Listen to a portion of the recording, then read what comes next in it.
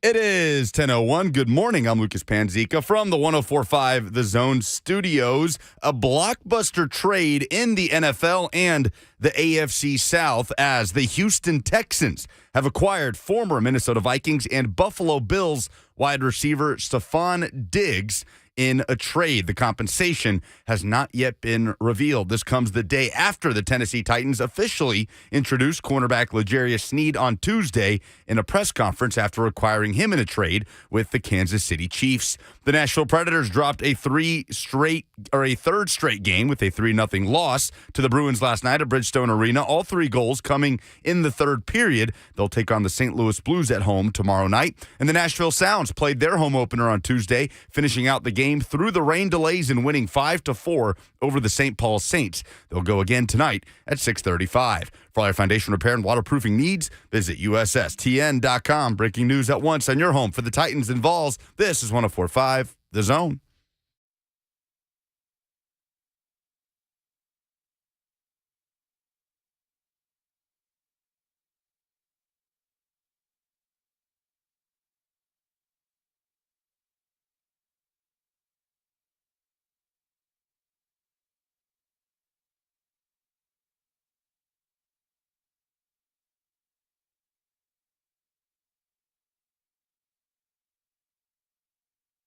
Houston Texans. My God, what news to start the show. They are officially trading for Stefon Diggs, the former All-Pro wide receiver. That news breaking just as we sat down to start the radio show today. Good morning. Hope you're off to a great start. That's probably not the start that you wanted to come with your morning, but there it is. The Texans and the Bills doing a deal to send Stefon Diggs to the AFC South. 615-737-1045 is the number if you would like to join the discussion. I'm sure many of you have thoughts, questions, comments, probably mostly concerns at this point.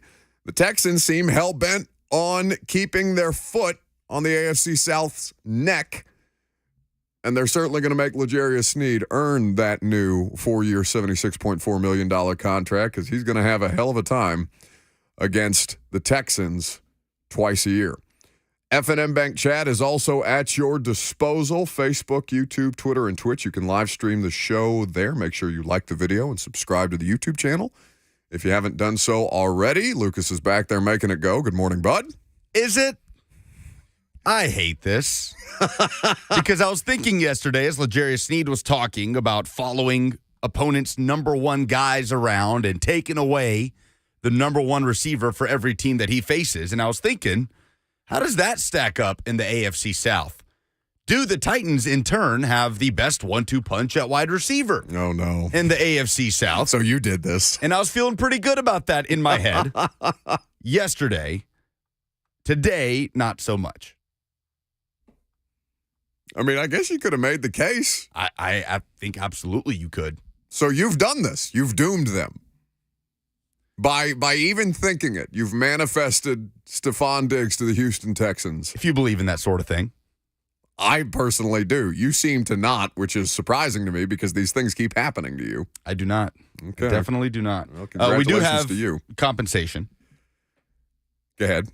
The Bills receive a 2025 second-round pick via Minnesota. The Texans receive Stefon Diggs and a 2024 sixth-round pick, as well as a 2025 fifth-round pick. Oh, my God, that's a robbery. This reeks of the Bills trying to get the hell rid of Stefon Diggs.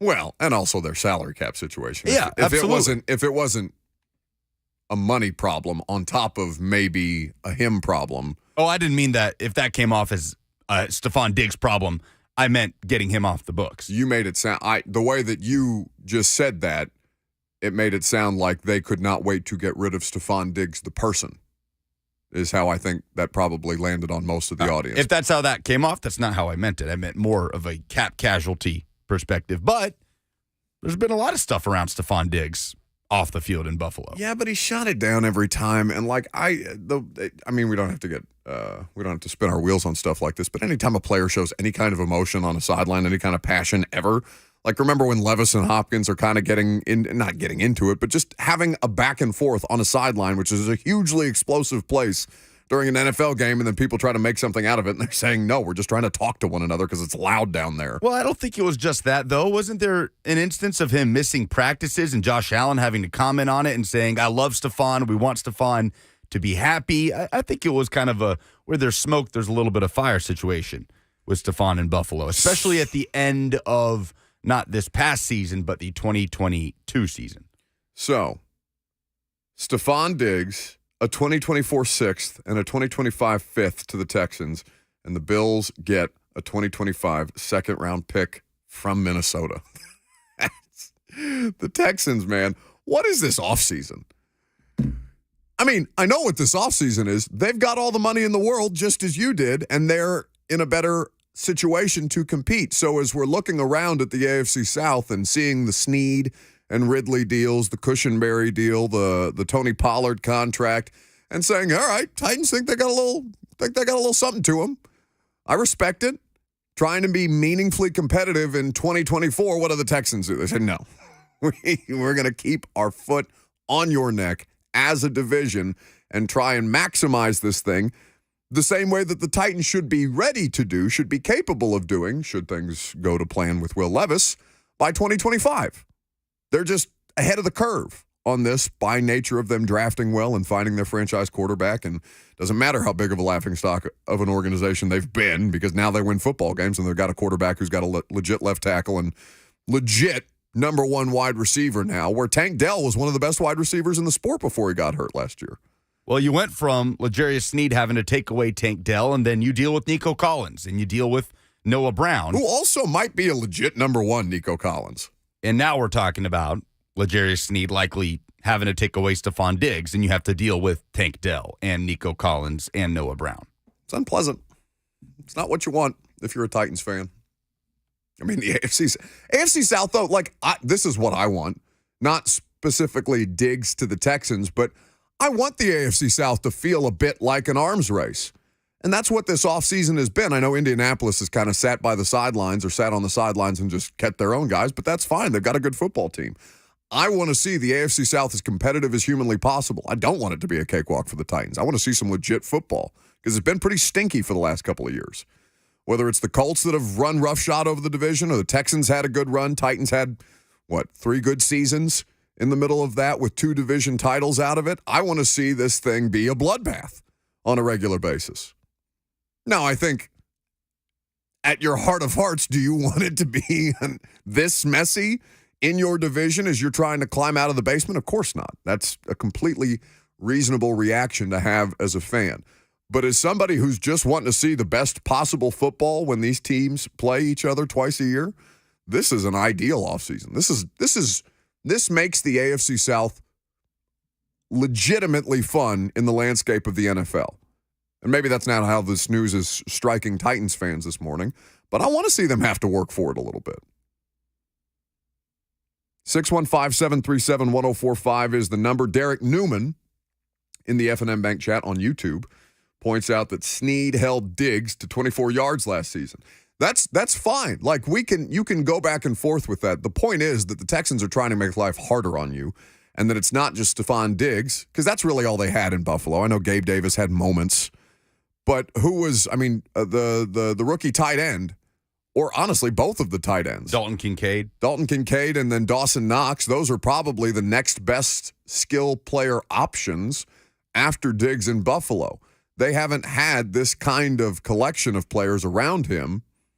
I'm trying to think back to it was him and Thielen in Minnesota when they were really cooking. Made the postseason with Case Keenum. Yep, the Minnesota Miracle. This is probably the best running mates that Stefon Diggs has had since then, I would argue. He has had 6 consecutive 1,000-yard seasons. God, you think of him being that statistically great, though. Mike Evans is the one that always slides under the radar for me, where he's had 1,000 yards every year that he's been in the league, which is a decade. Disgusting. But Stefon Diggs, the point is, you can give me the numbers about Sneed and Diggs against one another last year, and that's fine. That's important. You feel a lot better with Stefon Diggs being traded to the division now that you have L'Jarius Sneed as opposed to not having L'Jarius Sneed. Can you imagine? And Chidobe Awuzie and Roger McCreary. Yes, so you are prepared, in theory, with a starting trio of cornerbacks that can try and give you an opportunity to stop Nico Collins, Tank Dell, and Stefon Diggs. Dalton Schultz is the tight end there. He was retained on a new deal. They have redone that running back room with Joe Mixon and Damian Pierce, and we'll see what other pieces that they add in the draft because sure as hell they've got capital to spend.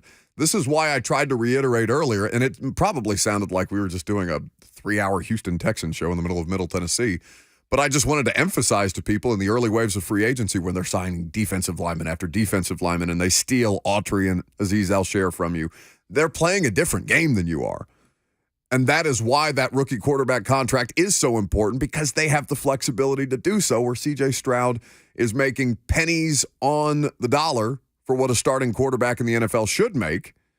This is a perfect case scenario for any club. And the Texans just happen to be the ones that have, suffered through the Deshaun Watson stuff and a lot of it, self-inflicted wounds. To come out the other side, sometimes you just get lucky with the way things play out, and they happen to get the best quarterback out of last year's draft and make all of this a lot easier. Puka says, surprised Kansas City didn't go after Diggs on the F&M Bank chat. Yeah, but they're not in as big of cap hell as Buffalo is, but they're not exactly cash flush. Hollywood Brown is the best wide receiver on their roster currently, and he's on a 1-year, $7 million deal. And he's the best wide receiver that they would have had last year if he was on their roster. Easily. By a mile. So they're banking, if we can do it with MVS and a bunch of slaps and the ghost of Travis Kelce. Justin Watson. Yeah, we can get out there with Hollywood Brown and probably, if at minimum win the AFC West again and probably go on to compete for another Super Bowl because they've got Patrick Mahomes.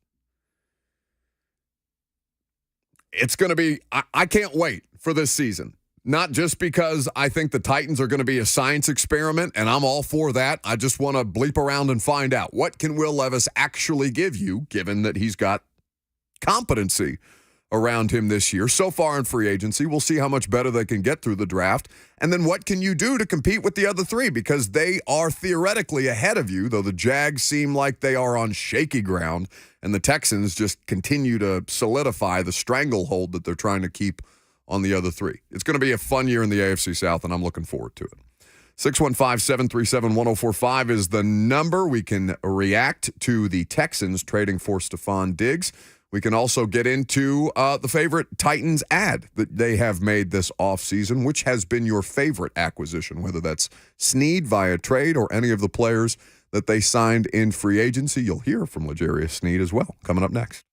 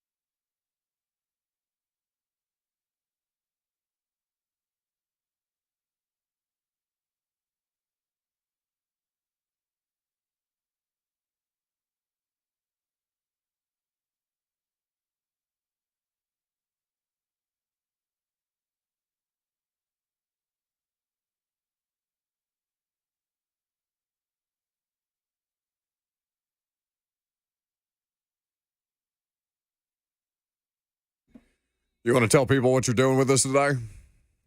Other than serenading us with Beyonce's cover of Jolene, which is electric. She's gotten Dolly's stamp of approval on it as well.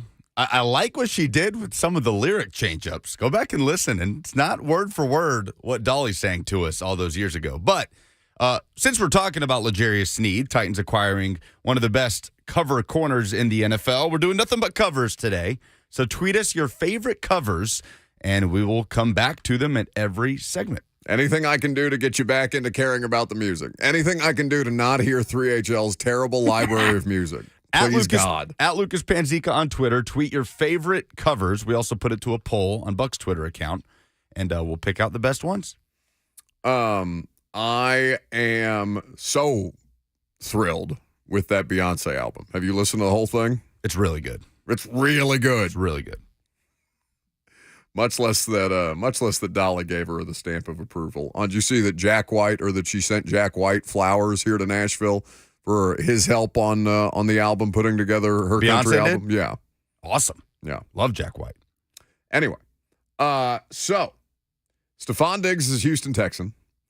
Speaking of covers, L'Jarius Sneed is going to have to earn this contract. Absolutely. We do have official details on L'Jarius Sneed's contract. It is not nearly, again, like all of this stuff, anytime you see the initial numbers, they're always inflated, and such is the case with L'Jarius Sneed's contract. We'll work through that with you in just a second. But now that Stefon Diggs is being traded from the Bills to the Texans and in the middle of this AFC South arms race, how does this make you feel about the division? We still have the draft for all of these teams to go through, so certainly their rosters aren't finalized. But do you feel like the Titans' offseason has at least put them in position to compete with a team like the Texans, seeing as the Texans have almost as much money as you to spend and are in a position to do it with a lot more luxury players like Danico Autry or Stefon Diggs than the Titans currently are right now with so many more needs across the board? There's only one way that happens, and that's Will Levis takes a big leap in 2024. I'm going to give you some numbers on Stefon Diggs versus L'Jarius Sneed. It happened twice last season, once in Week 14 and another time in the divisional round. But first, the phones. Let's start with Kyle in Smyrna. Hey, guys. I'm not too worried about the Diggs deal to Houston. If it were me and we're doing matchups, I'm locking Sneed up on Collins because he's a bigger threat than Diggs, especially for the age difference. And then Cheeto can go after Diggs. I'm sure they've battled plenty and know each other well.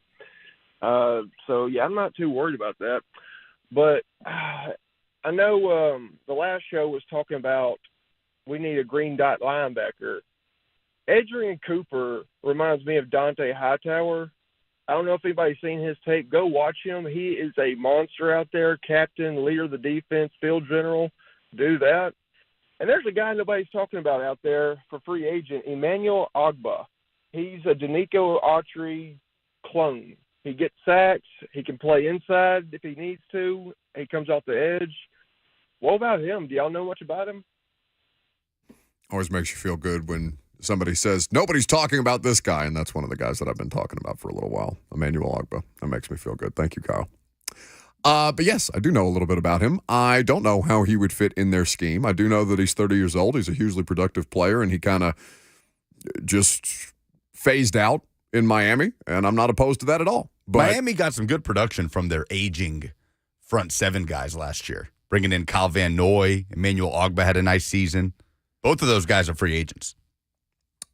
So, for him to casually shrug off Diggs, I think that's dumb. Because he's 30? I think that's real dumb. DeAndre Hopkins also appreciates your shrugs as a wide receiver past 30, and all he did was be the only thing about your offense that was worth a damn. Ridley's 29, by the way. He just gave him a 4-year deal. Yeah, so the I'm not really worried about Stefon Diggs thing is hilarious to me because either you're not watching him, even at his 30 is an advanced age for a wide receiver, but Stefon Diggs is an all-pro caliber player, and you just kind of said, let our second best corner handle him, that you have no idea what he's going to look like because that guy hadn't played for you either. So until you start to see him actually slow down, let's not go ahead and write him off. I just love that as analysis. I'm not really worried about it. My team gave up the most explosive plays in football last year, but Stefon Diggs. Although, to add to the discussion about the Bills wanting to get rid of him, Ari Myrov tweeted this too, some of the details around Diggs. The Bills are paying $30 in dead money to get rid of Stefon Diggs. Is that it? Is that all you had? That's all I have. I'm just saying. No. It feels like there's something there. Well, sure. He is a contentious player. Like he is somebody who is going to almost look at it like a player version of Jim Harbaugh, right? Where Harbaugh is going to just be pedal to the metal for as long as humanly possible. And after a certain while, that wears on guys. Now, one would think, and the question that I would like to know is, was Josh Allen consulted? Did he greenlight this? One would have to think that they went to their multi-million-dollar quarterback, face of the franchise, and said, hey, bud, if we take away your best and most effective weapon, are you going to be okay? Because Stefon Diggs helps make Josh Allen right a lot. In the same way that we talk, maybe not quite to the same extent or doing it in the same exact way, but in the same way that Hopkins makes Levis right more often than wrong when you throw up those 50-50 balls. So they get out of $19 million in cash in 2024, but it's a $30 million dead money hit. They do have some ammo, though, Buffalo. I wonder if now that's a candidate to trade up for a receiver in the draft.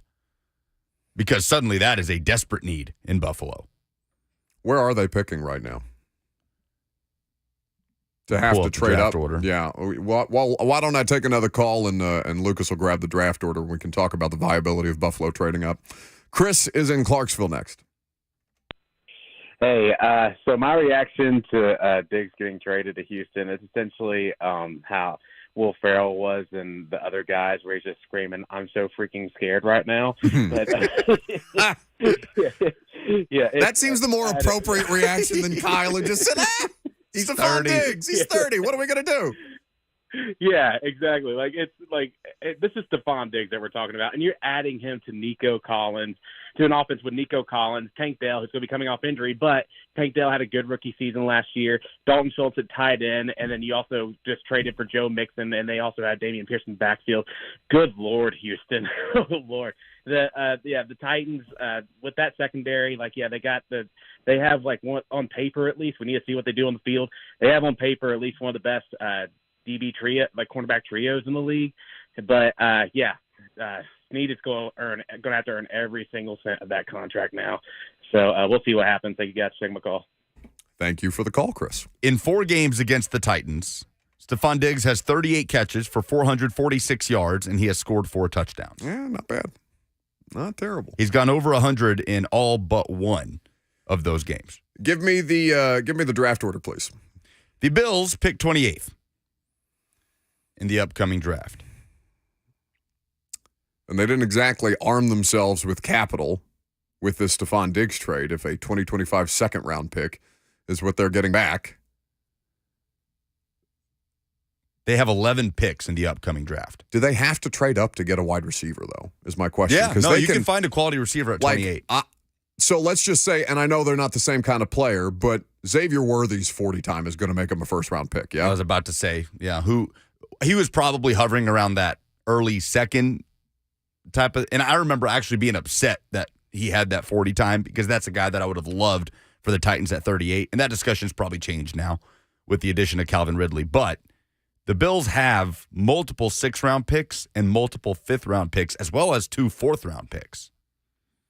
So they have a little maneuverability and a clear and obvious need.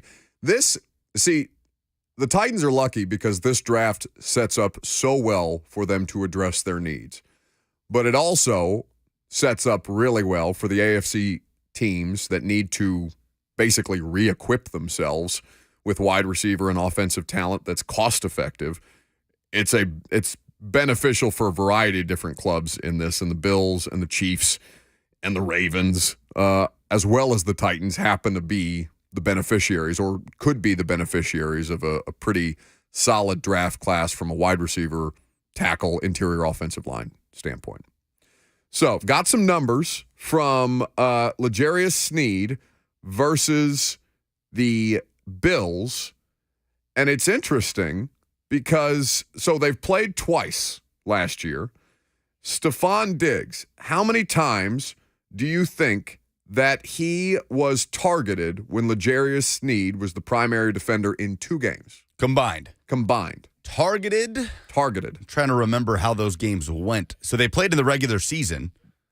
They did play in the regular season. They played in week 14. I remember that playoff game very well, but can you remind me what happened in the regular season game? So just what the score was. You'll have to give me a second because I'm on the coverage versus receiving. Okay, I'm going to say section. 6. I'm going to say 6 targets. 5. But all of them, Lucas, came in the week 14 game when L'Jarius Sneed was the primary defender. He didn't have a single target? Stefon Diggs didn't have a target. He didn't have a target in the playoff game? In the playoff game. Now, I'm not saying that he didn't have a target at all. I'm saying that when L'Jarius Sneed was the primary defender, Stefon Diggs was not targeted. Because the image that comes to mind from the playoff game is that 70-yard rocket launcher of a deep ball from Allen kind of going through Stefon Diggs' arms in that playoff game. Yes. So there were targets for Stefon Diggs against Nick Bolton, Chamari Connor, Trent McDuffie, and Justin Reed. He did not have a target in the playoff game against L'Jarius Sneed. In the Week 14 game of the regular season, Stefon Diggs was targeted 5 times. How many times did he catch a pass? I'll say 2. None. With L'Jarius Sneed as according to Pro Football Focus, does not mean that this is how the teams would grade them, be it Buffalo or Kansas City, but according to Pro Football Focus's grades and numbers, Stefon Diggs was targeted 5 times against L'Jarius Sneed, caught 0 receptions for 0 yards. There were 3 pass breakups credited to Sneed when Stefon Diggs was targeted. So, you've got a guy, Andy Reid told you, he's a lockdown player, or was their lockdown player last year. Can he be that good again? I have no idea. If he's even an approximation of that, is he worth it? Absolutely, because this division is looking to move forward, airing it out with these young quarterbacks, arming themselves with high-level skill position talent, and this is a great example of why corner is going to continue to be a premium position, because even when you have a pass rush that can get there, when the quarterback gets rid of the ball as quickly as they do, you have to have guys who can hold up in coverage. Enter L'Jarius Sneed, Chidobe Awuzie, and Roger McCreary to try and help you do exactly that. Now, the Titans' secondary is not complete. They still need a starting safety to be a running mate for Amani Hooker. I, again, would be surprised if that's Elijah Molden, though I would imagine that he gets the opportunity to compete. Once we get to training camp, and, I mean, hell, voluntary work starts, 5 days from today? That gives me hives. Don't like that at all. The Titans' first day is April 8th because they have a new coach, and it allows them to open voluntary work early. But still, this is a really essential add for this team, understanding the direction that the division is trending in. Again, just as I said in the first segment, imagine if the Texans traded for Stefon Diggs today and you hadn't have traded, or you didn't trade for L'Jarius Sneed. Imagine if he ended up on the Colts instead. But suddenly, that's one of the more fun matchups in the AFC South. The Texans wide receiver core against the Titans cornerback core. That's what I'm saying. I just want the AFC, make the AFC South fun again. You know what I'm saying? We led in the first year of the radio show, we led the campaign to defund the NFC East. We were unsuccessful. Unfortunately, all 4 of those franchises still exist to disappoint in the regular season and in the postseason on a regular basis. But the AFC South needs to be made fun again, and this offseason has done exactly that. I can't wait for 2 games a year between the Titans and the Texans. If I'm a football fan, just a general football fan, if I'm the Titans, if I'm a Titans fan, I'm probably a little hesitant, but I feel like I've got the right stuff to be able to hang with them, and that's all you can do at this point. You're just trying to figure out how to knock them off the hill, how to climb further up out of the basement of the AFC South, and you've done everything so far in this offseason that you needed to do. You've missed on a couple of defensive free agents that either had visits elsewhere before coming here and signed contracts, or you got outbid, or do you see this thing about DJ Reader? They just wouldn't book him a flight out of Detroit. He kept calling his agent, DJ Reader, the nose tackle. He was looking for his flight home from Detroit. They gave him a one-way ticket. Kept calling his agent, trying to figure out exactly when he was going to be able to leave Detroit. And basically the agent said, not until they give you a contract. MASFA. Make the AFC South fun again. That's a little clunky for a hat. MASFA. Put it on shirts. 615-737-1045. MASFA. Make the AFC South fun again. I'm all for it, even if, today probably doesn't feel fun for AFC South fans outside of Houston. A couple of Justin Collier in the F&M Bank chat says, hope y'all like Chidobe. He broke my heart as a Bengals fan a lot last year. Don't love that as a comment. Chidobe Awuzie I was surprised to see him get as much money as he did, to be honest with you. With the Titans having two corners who are in the top 15 as far as average per year salary for the first time in franchise history, that Chidobe Awuzie is a part of that is a little surprising, but he's a solid corner when he's healthy. It's just a matter of his health. Jim in Murfreesboro next. Defund the NFC East? Yes. I'm baffled. I'm beyond baffled. They're terrible. With I the hate number them. of Super Bowls. Yeah, since when? When's the last time they won a Super Bowl? Between AFC South and the NFC East. Oh, no, the Even AFC the South is Cardinals wretched. won the Listen, NFC. Jim, you have a 100% supporter in me. They've been giving us terrible football for basically their entire existence. I'm not advocating for the AFC South over the NFC East. I'm just saying both of them have made me largely miserable in my life. Well, that's true. I've been a Cowboys fan since 1970, and for the last quarter century, I'm crying. But, Jim, how's your sorry. offseason going? How's All In going? Please tell me. Horrible. I think I'll say this now. I know I'll be running out of time, but Jerry Jones's initial start with the Cowboys was an anomaly, and one of us has got to die, whether it's me or him. And I'm sorry, but anyway, I had to call in. I nearly wrecked my truck when I heard defund the NFC. Sorry. Jim, you just... Oh, goodness. What you did is worse than what I did. Jerry Jones might be my daddy, y'all. One of us has to die. Jim's just waiting him out. Just waiting Jerry out. I haven't heard something that funny since Bobby Knight went on the Dan Patrick Show and said that he was just waiting for all the IU administrators that fired him back in 2000 to die, and they'd all been dead for like 15 years. Jerry will be 82 this season in October. Many happy returns, Jerry. Yes. We hope you don't leave us. I hope Jim doesn't leave us anytime soon. I also hope Jerry doesn't. Many years of Jerry and Jim. The NFC East has made a massive turnaround. I mean, you're talking about, you asked when's the last Super Bowl? Not that long ago that the Eagles won it with Nick Foles, and they were in it 2 years ago. I know the Cowboys consistently disappoint in the playoffs, but they were a fun team to watch all season long. And no division that has the Giants, the Cowboys, and Washington gets to beat their chest at all. Like, if the Eagles are the thing that's been carrying you basically since Eli Manning, then I don't accept your argument. The NFC East have been far better than the AFC South over the last couple years. No, I don't dispute Far that. better. Again, my argument is not for one over the other. They're both wretched. I want the one that I cover to be fun. I would like fun football, please. 615-737-1045 is how you jump in. Lucas has some SEC observations. What are they, just about Alabama in the Final Four? What are we doing? The question is, what is currently the healthiest basketball program in the SEC? Find out next.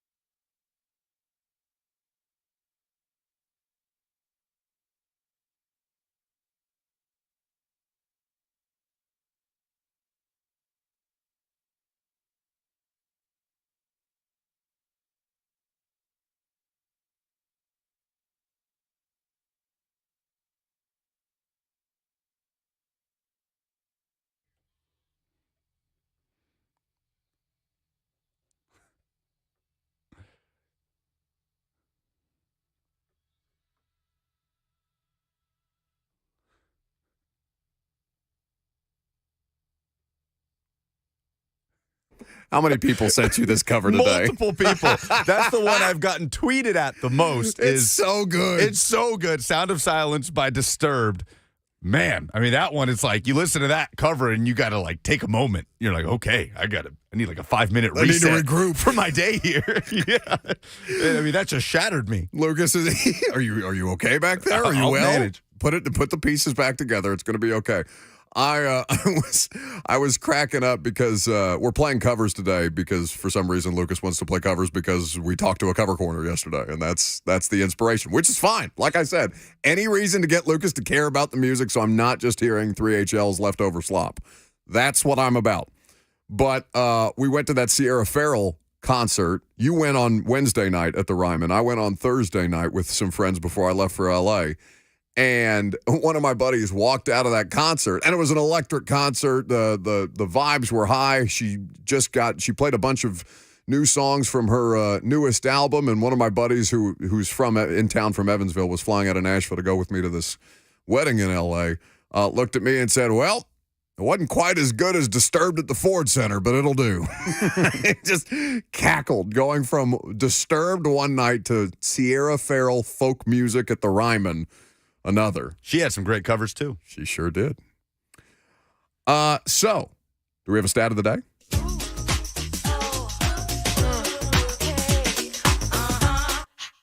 Let's talk about SEC, baby. Let's talk about the SEC. Let's talk about Nick Saban and Josh Heupel in the SEC. Let's talk about SEC, baby. Let's talk about the SEC. Let's talk about Brian Kelly and Greg Sankey in the SEC. Let's talk about SEC.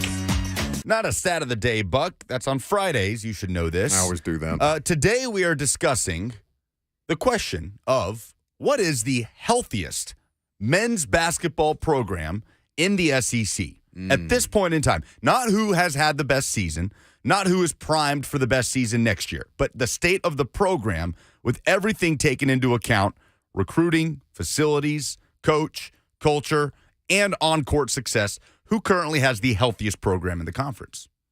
Who would you say? Who comes to mind? Well, let me before I answer that question, can I say who I think has the most toxic situation in the SEC right now? Because it's Kentucky. Kentucky is in absolute hell right now with their program. Yet, I think there are only 3 programs at the moment that you can say have a healthier program than Kentucky. So the 3 would be Tennessee, Auburn, and Alabama. Yep. I can't say Alabama after the whole Brandon Miller thing.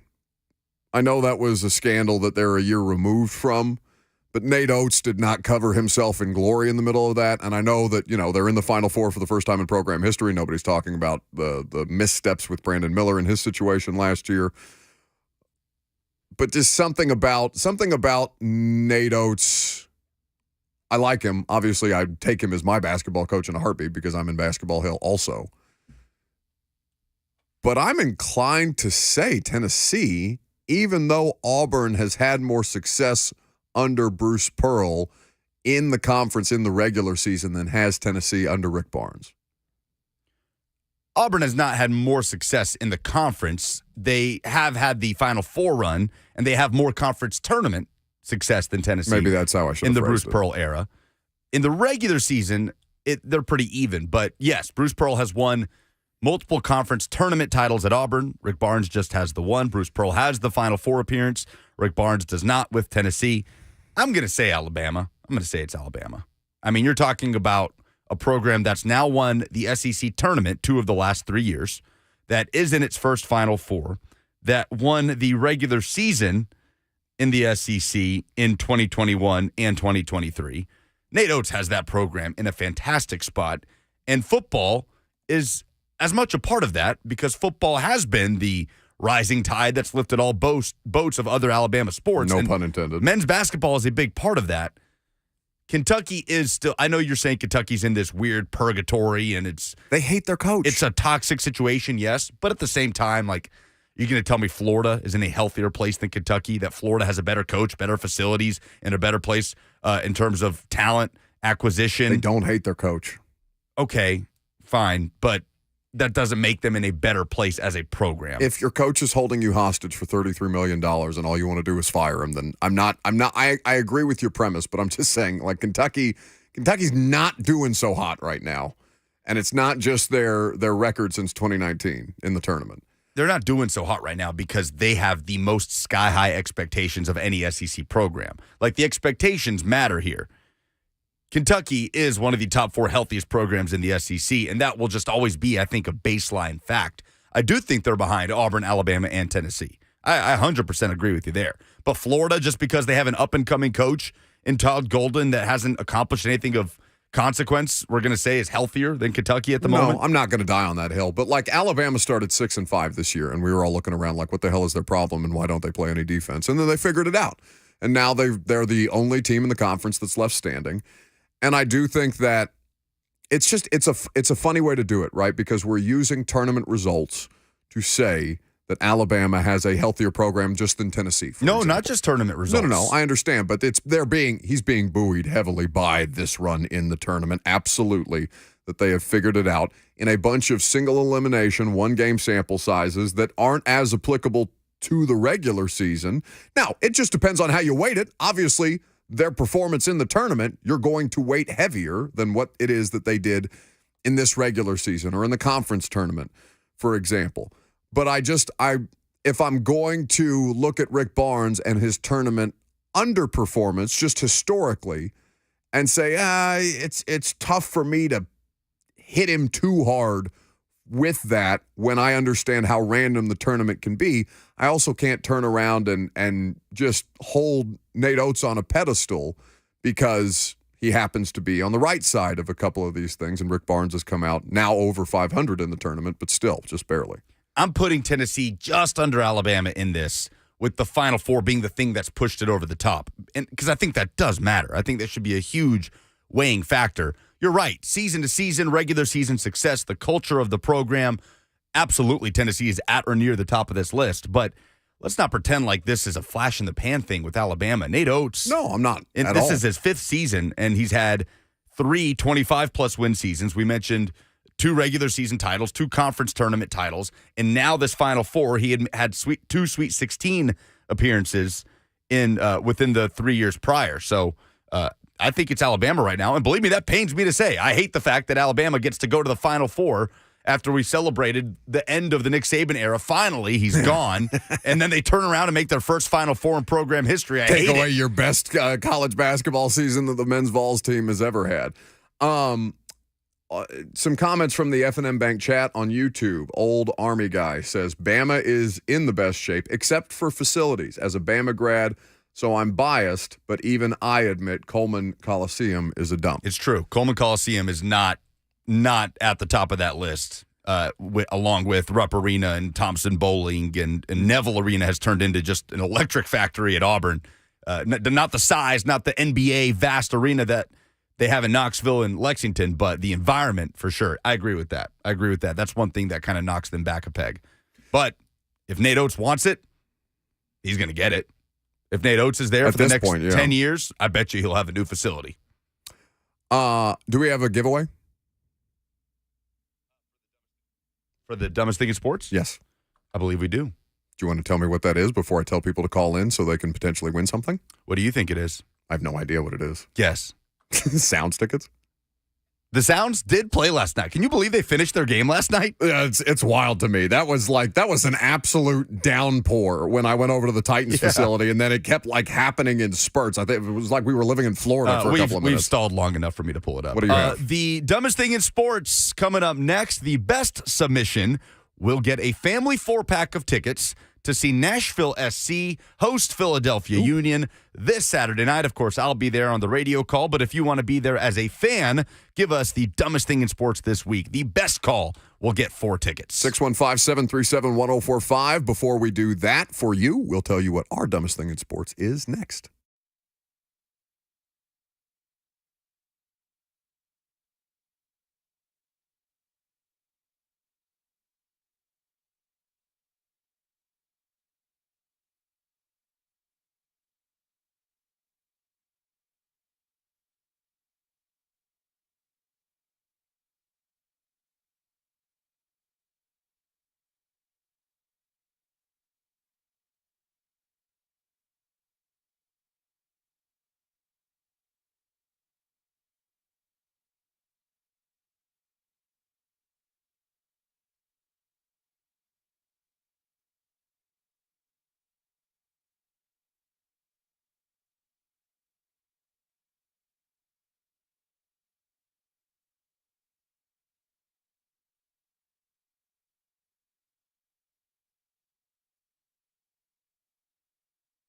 Below MSRP? Below MSRP. Below MSRP. It's pretty simple. Two Rivers Ford sells all new non-specialty Fords below MSRP.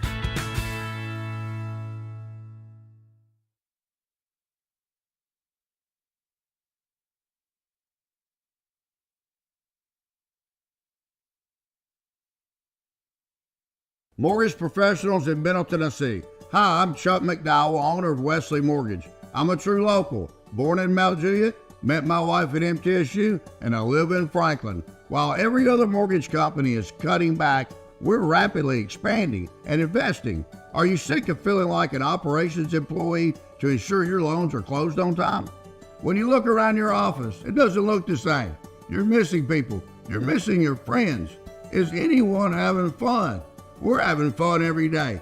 As the official mortgage provider of the Tennessee Titans, I've personally recruited the top local operations team to ensure your loans are closed on time. So you get paid, so you get to spend time building your business, and you get to have fun at work again. Now is the time to join our team. To start a confidential conversation with our local president and COO, visit whywesley.com. whywesley.com. The guaranteed offer is the easiest way to sell your home. It's really simple. We bring you an all-cash offer. You close in as little as 21 days. No home inspections, no lock boxes, no open houses. Go to markspain.com to get a guaranteed offer and start packing.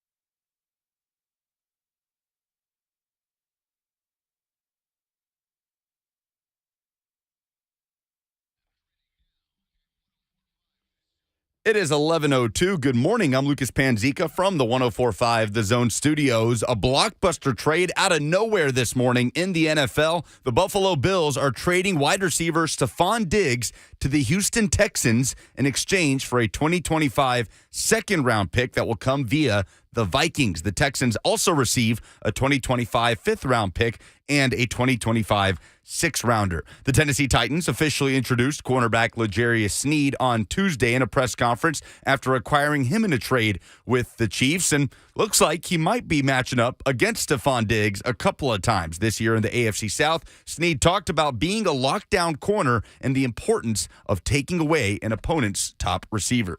Oh, man, if I can eliminate one guy, their best player on the field, it help everybody else around us, just like the guys on the D-line. He get to the quarterback, he help us out on the back end. And that's how I feel like on Mills with the corner spot.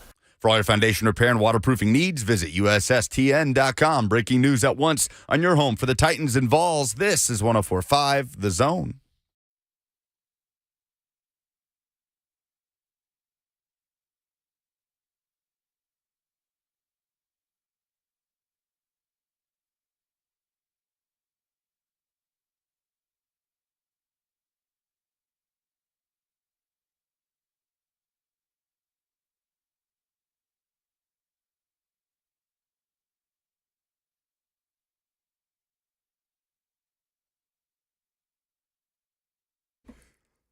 All right, Stefon Diggs is the newest member of the Houston Texans. The Tennessee Titans have just recently traded for a top-flight corner to help defend him, and the AFC South arms race goes on and on. Welcome in to the second hour here on 104.5 The Zone. Lucas and I are happy to have you.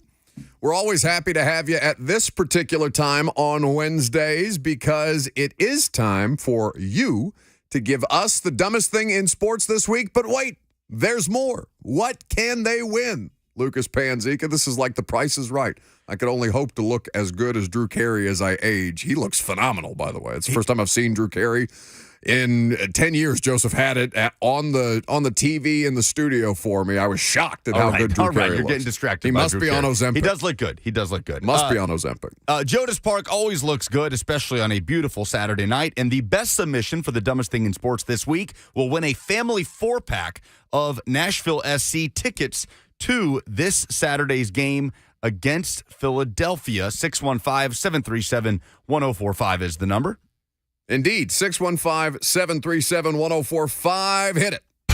Let's be honest. You've already seen something this week that made you say, "What the is this?" That's bullshit. What the hell? Give me some more now. Something so mind-numbingly idiotic that you just want to get it off your chest. Dumber than a second coat of paint. Some idiot. You are really dumb. For real. It's the dumbest thing in sports this week on the Buck Rising Show.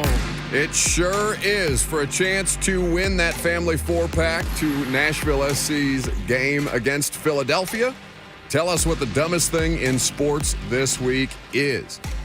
Mine is simple. Mine, with the Final Four now set, unfortunately, Tennessee bounced from that opportunity by Purdue, who advances. You'll see UConn, NC State, Purdue, and Alabama competing for anybody who tries to tell me that the only reason Zach Edey is good at basketball is because he is 7'4". I believe those people to be the dumbest thing in sports this week. I'm not alone, and I hate to agree with Matt Painter on anything, Purdue's coach, but he was asked about this specific idea, whether just simply Edey's size is the reason that he dominates the way that he does to the tune of 40 points against Tennessee. This was Matt Painter before his team's game against the Vols in the Elite Eight. You see people, around the country, even, fans, but even people that cover the game say he's just tall. What would you say to the people that say that are only looking at the size and not just the game? Yeah, they just shouldn't cover basketball.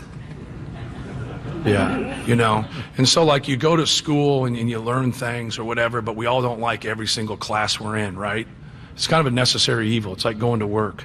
You don't like everybody you work with, or True. You don't like certain parts of your job. Shut up. It's tough, right? You got to be able to deal with certain things that are difficult. And so I just think everybody should take tests on their knowledge of what they're doing. I think all coaches should take a test so they understand refereeing. And I think all referees should take a test so they understand coaching. And I think all journalists should have to take a basketball quiz or a test, or anybody that tweets, they should have to be able to do it. And if they say something so moronic as that, then they should have to have a probationary status where they can't tweet for like 3 months. I think it'll help like society, like just try to knock out the fools, so they don't have to, meet at the local Walmart and say things that don't make any sense. Why does Walmart catch a stray every time? Every time somebody's trying to denigrate another group of people, Walmart catches a stray. I will take this test. If I take this test, you deserve to take this test because you're one of these people that he's talking to. You are the person that Matt Painter is trying to put on a probationary period, which I am, in fact, for. If I pass this test with flying colors, am I allowed to say that Zach Edey is only good because he's 7'4"? No. I feel like that's what Matt Painter's saying here.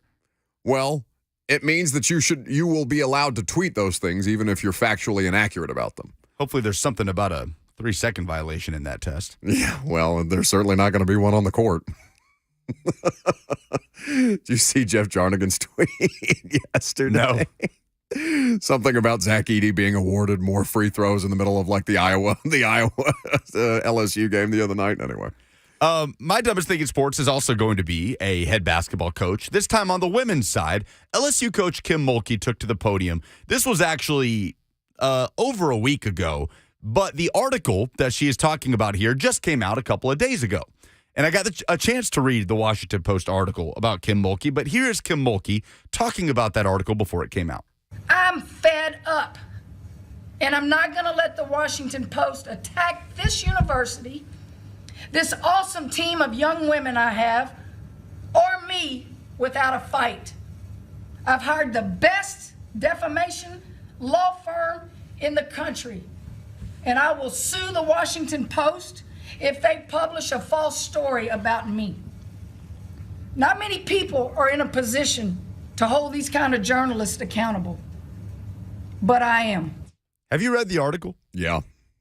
To summarize, Kim Mulkey may rub some people the wrong way, and she may have some former players that don't necessarily agree with her style of coaching, and that is the level of defamation that requires Kim Mulkey to hire the best lawyers in the country, quote unquote.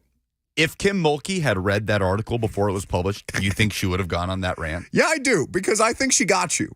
I think she got you and anybody who's coming after her for being so over the top about this, because I think she's just looking for a reason to motivate her team. She's talking about we're gonna get into it with a fight. We're going to fight this tooth and nail, right? It's kind of like Kirby Smart telling the Georgia football team that won the last national championship that Georgia won that they were being picked to go 7-5. Yeah. Yeah, it's not a thing. It doesn't exist. It's not real. We got you this time. I don't know. That did two things. Kim Mulkey going on that rant. One, it ensured that everybody's going to read this article. Nobody was more thankful than the author of this Washington Post article. Being like, thank you, yes, God. Kim, thank you very much. And the second being, she did not have the article in hand before going on that rant.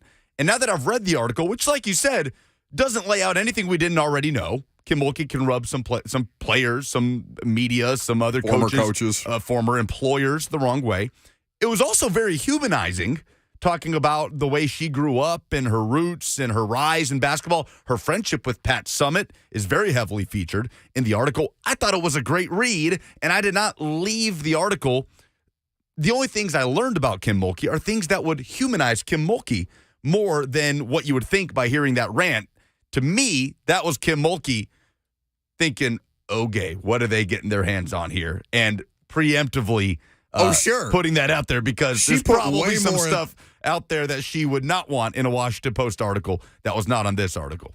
People are asking, what are the odds the article got adjusted before being published? I would say slim to none. Guys, these things are so heavily vetted by lawyers to make sure that people like Kim Mulkey can't do the thing exactly what she was threatening.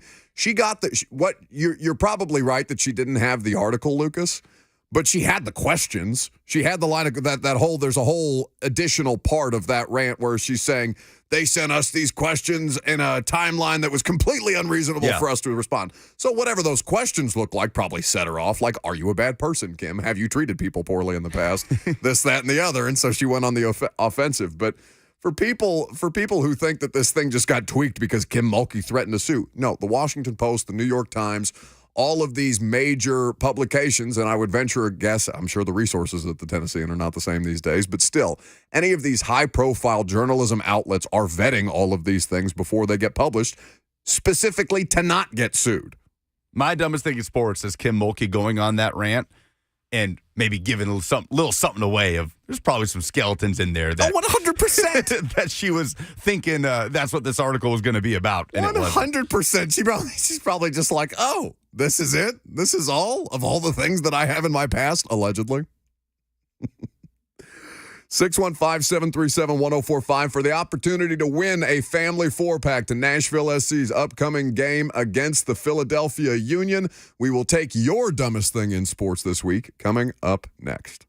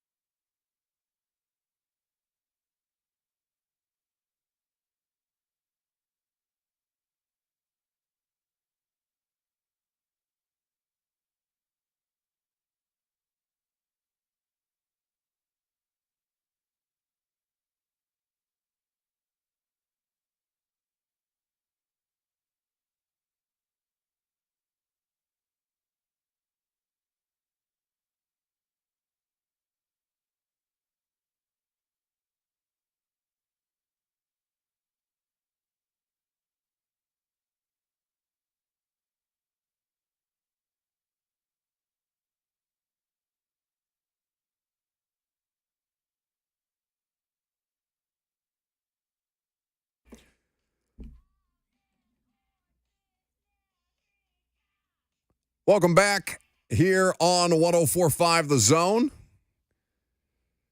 Covers all day long because L'Jarius Sneed is going to spend all day long covering Stefon Diggs with the Houston Texans at this point.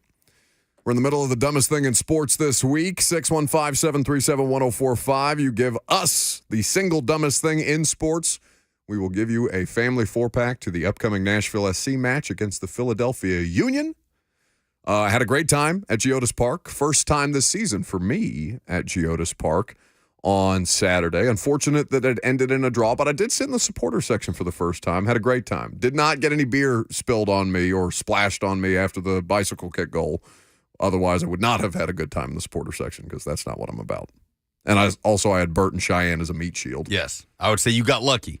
I agree. I avoided the thing that I feared the most about sitting in the supporter section. Either way, you want to go to Geodis Park, all you got to do is give us the dumbest thing in sports this week. Lucas, do you want me to leave them on hold after they give us? Put them back on hold after their submission. Don't hang up after you give us yours because we need to be able to contact you again afterwards. Let's start with Preston in Nashville. Well, I'm going to keep the same track you guys were on, except I'm going to go as the LSU team as a whole. Firstly, why would Kim Mulkey let Haley Van Lith continue to guard Caitlin Clark after she destroys her? Ugh. And then after the game, Angel Reese's comments of, mental health, which I'm a big believer in, but she said, I haven't been happy since the national championship. No, y'all have been talking all year, and you got beat, and now you're sad and a sore loser. Just get on with it. It was an embarrassment for the whole women's team. Thanks for the call. Did you see the comments from Angel Reese that he's talking about? Yeah, she's talked about. Do you want to pull them up and I can buy some time a little bit because I do think they're worth playing. I'd be curious to get the audience's reaction to them after Caitlin Clark dispatches LSU in the Elite Eight. It's a shame that we didn't get that as a Final Four matchup, but they basically had to have these two on this side of the bracket to guarantee that this game actually happened the way that they absolutely had to have it happen. But Caitlin Clark and Iowa get past LSU. There's nothing that Haley Van Lith can do to guard Caitlin Clark in this game. And Angel what Reese, do you do? I mean, if you're Haley? If you're Kim Mulkey, what do you do? Oh, I don't know. I mean, I know apparently there's some stuff going around about Haley Van Lith not being able to breathe through her nose the entire game and Kim Mulkey leaving her out there after she was dealing with, nasal congestion? I don't know.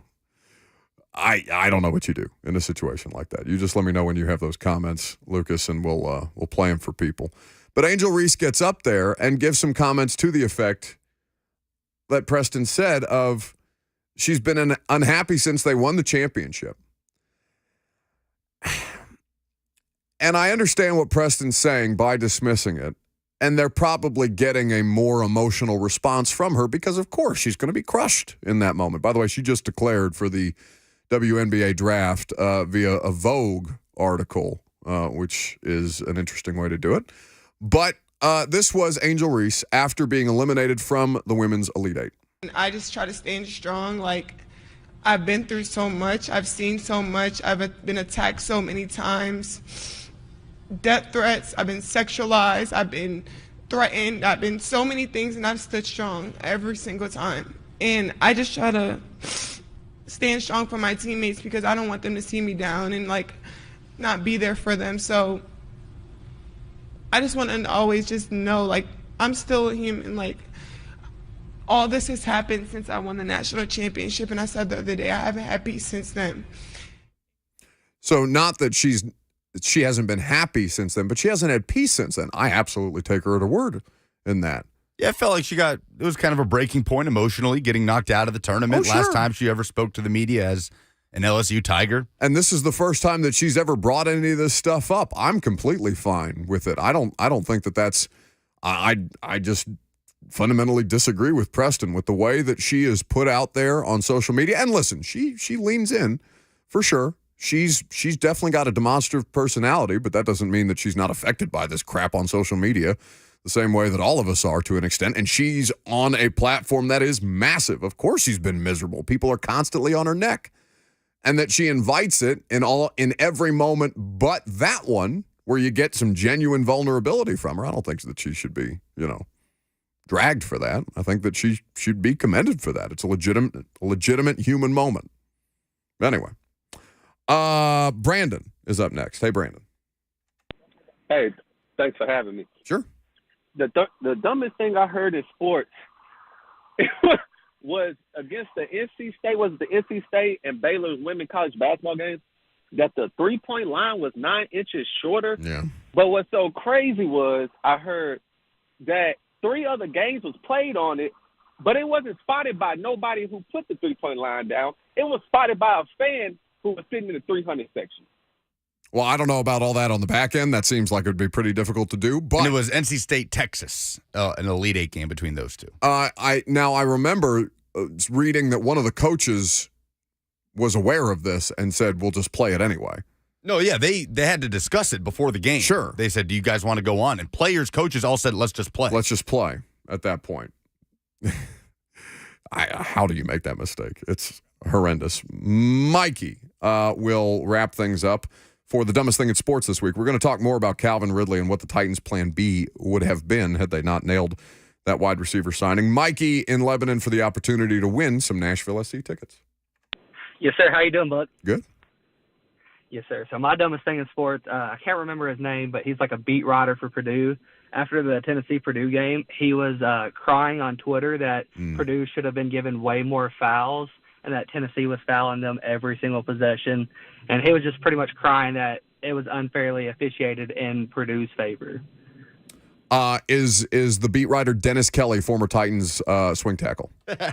Do we know that? Probably not. Because Dennis was one of the first people to text me, are Vols fans always like this? And I sent him back that memes on the radio again, but that meme of that dude getting ready to be hung and it just says first time under him. Yeah, first time. Almost every foul against Zach Edey was correctly called a foul. Yes. And Tennessee fouls a lot. It is so lazy, too, to look at free throw discrepancy. Just because one team had more free throws than the other does not mean the game was poorly officiated. Tennessee's style of play does not lend itself to going to the free throw line a bunch of times. I think it's kind of been a weakness of the Vols, too. They're not good at getting other players in foul trouble, at getting 30, 40 free throws in a game. I do think there was an imbalance in the fouls that should have been called on Edey with the elbows he's throwing. He's dragging Tennessee players down. I do think there was some imbalance there, but Edey went to the free throw line and shot 22 free throws because he was fouled that many times because there was no other way to play him. I do wish Tennessee had gotten more calls on the other end. Who you want to give it to? Brandon. I mean, really I know it was my no yesterday, but the 3-point line, it for an Elite Eight game. It is exceedingly stupid. It is the dumbest thing in sports this week, absolutely. So Brandon Lucas will get back in touch with you about the family 4-pack of Nashville SC tickets. Make sure you're listening every Wednesday at 11 o'clock when we do the dumbest thing in sports this week, because we have all manner of giveaways that we do associated with the dumbest thing in sports. So congratulations to Brandon. Enjoy Geodis Park and the game. A quick reminder that if you have not gotten your tickets, speaking of tickets, to the live taping of The Install with Greg Cosell, hosted by me at the Analog Room in the Hutton Hotel on Friday, May the 3rd. You can be there live as Greg breaks down the Titans 2024 draft, breaks down the free agency class. We're going to do a deep dive with the film on L'Jarius Sneed and Calvin Ridley as well. We're going to take questions from the audience and talk about the rest of the work that has been done in the division to see where the Titans stack up. The tickets are on sale now, starting at only $25. So to purchase those tickets, go to 1045thezone.com today. Get them now before they sell out. We are, a month away officially from that Friday, May the 3rd. 6 days after the NFL draft, you're going to want to be there at the Analog Room in the Hutton Hotel, 1045thezone.com to get those tickets right now. Okay, speaking of Calvin Ridley and Titans additions in this offseason, what would the plan B have been if the Titans were not able to pivot to Calvin Ridley? I don't know how many people noticed this in Rand Carthon's press conference yesterday, but he was talking about, he was asked a variety of different questions, and it was apparently just an impromptu type situation. We weren't made aware prior to the press conference that Rand would be speaking, and I think he just got up there and wanted to take some questions for people who didn't make it to the owners' meeting. So we appreciate Rand for doing that because he did not have to, which is something that I know Titans fans want more of to hear from him throughout the course of the regular season, even though that's not something that GMs typically do. So, Lucas, did you notice his comments about the Avengers scenario where he was asked about Azeez Al-Shaair and Danico Autry? Did you happen to catch that in the middle of the press conference? There was a scenario that Vin and Chad put together where we could have assembled the Avengers, but we wouldn't have had money to sign our draft class or do anything else. So those were scenarios. But Danico and Azeez were two vital members, of our team. Azeez was an official captain, and Danico was an unofficial captain, as you guys know. So those guys were, play huge parts for us, and it's going to suck to see them leave and have to play them twice a year. But we feel like we'll find ways to get better and replace those guys. So that's Rand Carthon. The question that he was asked, if signing Calvin Ridley was a pivot after not re-signing Azeez and Danico Autry. Every time they've talked about Calvin Ridley, it's been that they've pivoted to Calvin Ridley. Have you noticed that? Yeah, and Jim Wyatt agreed with that he doesn't think they sign Ridley if they are able to retain Azeez and Danico. What the hell was plan A if Ridley was plan B? For wide receiver? Yes. That is the thing that I keep coming back to every time I hear them talk about a pivot. And, it could have been stick it out until 7th overall and see what happens with the draft board. And it could have been a lower-level veteran wide receiver to come in and supplement what they already have in DeAndre Hopkins as opposed to paying the best free agent wide receiver, which is not a bad plan B. I think you're kind of answering the question, yeah. He said the word pipe dream. They thought Calvin Ridley would be a pipe dream. Mm-hmm. And we talked about it yesterday. If they had not signed Calvin Ridley and they had retained Danico and Azeez, then we're talking about off-ball linebacker and edge rusher, suddenly much less of a need than it is right now with this team. And we'd be looking at wide receiver as a spot to take at 38 or even in the first round, maybe in a trade back scenario. I think that's what we'd be looking at, and potentially with another veteran free agent ad. I'm just curious because he talked about how and they all meticulously plan their offseason and they have to prepare multiple scenarios because things like Ridley happen overnight, literally overnight, and you have to find the resources and get the green light from ownership and be able to turn this whole thing on a dime.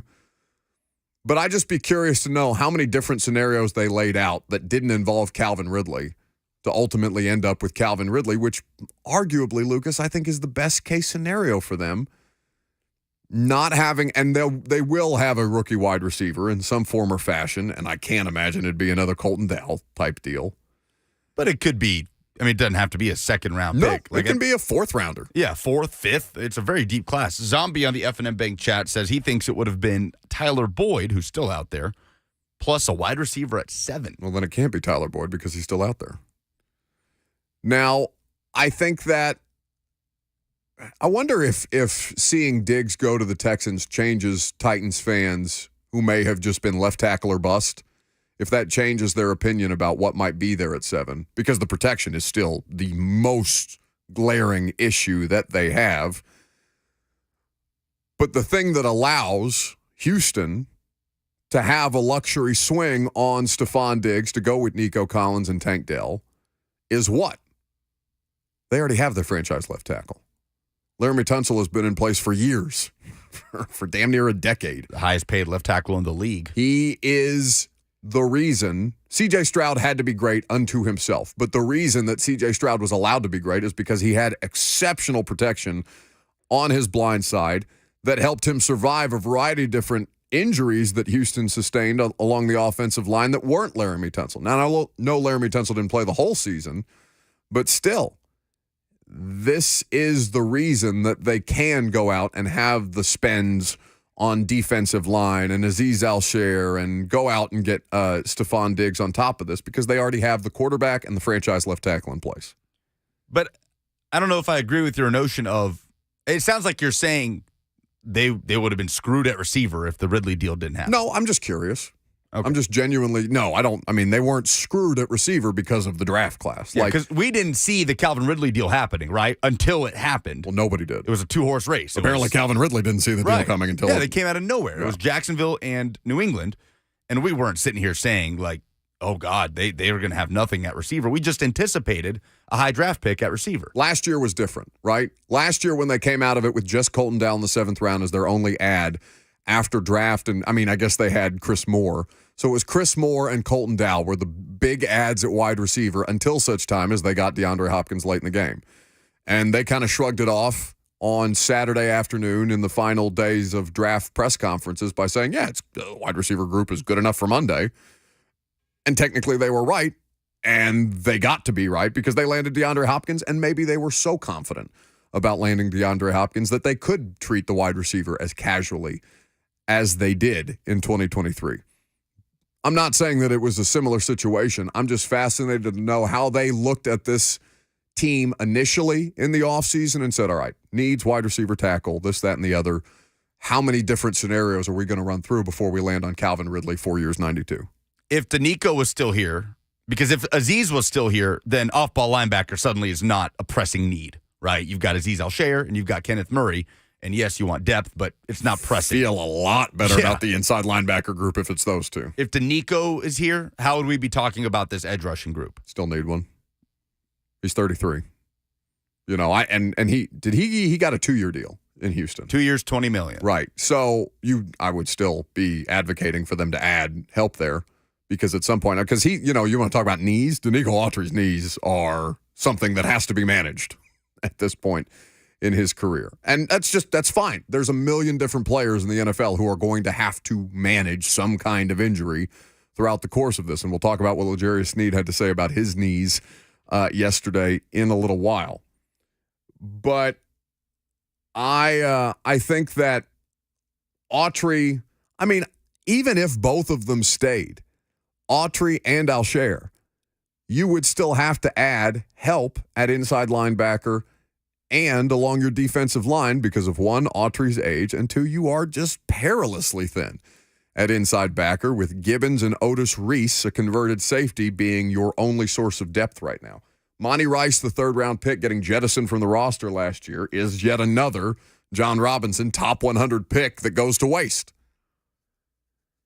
It's what drives you crazy about the amount of top 100 players or amount of picks that they had in the top 100 that they squandered, where over the course of 2020 through the 2022 draft, they had 11 picks in the top 100 of those respective drafts and came out with one viable starter, I guess 2 viable starters in Christian Fulton and Roger McCreary, and of course Fulton famously no longer here. 615-737-1045 is how you join the discussion. You didn't go to the Bruins game last night, did you? I did not. So we can't blame you. I didn't go to the Bruins game last night. What do we blame for the Preds' 3-game losing streak? We'll talk about it next.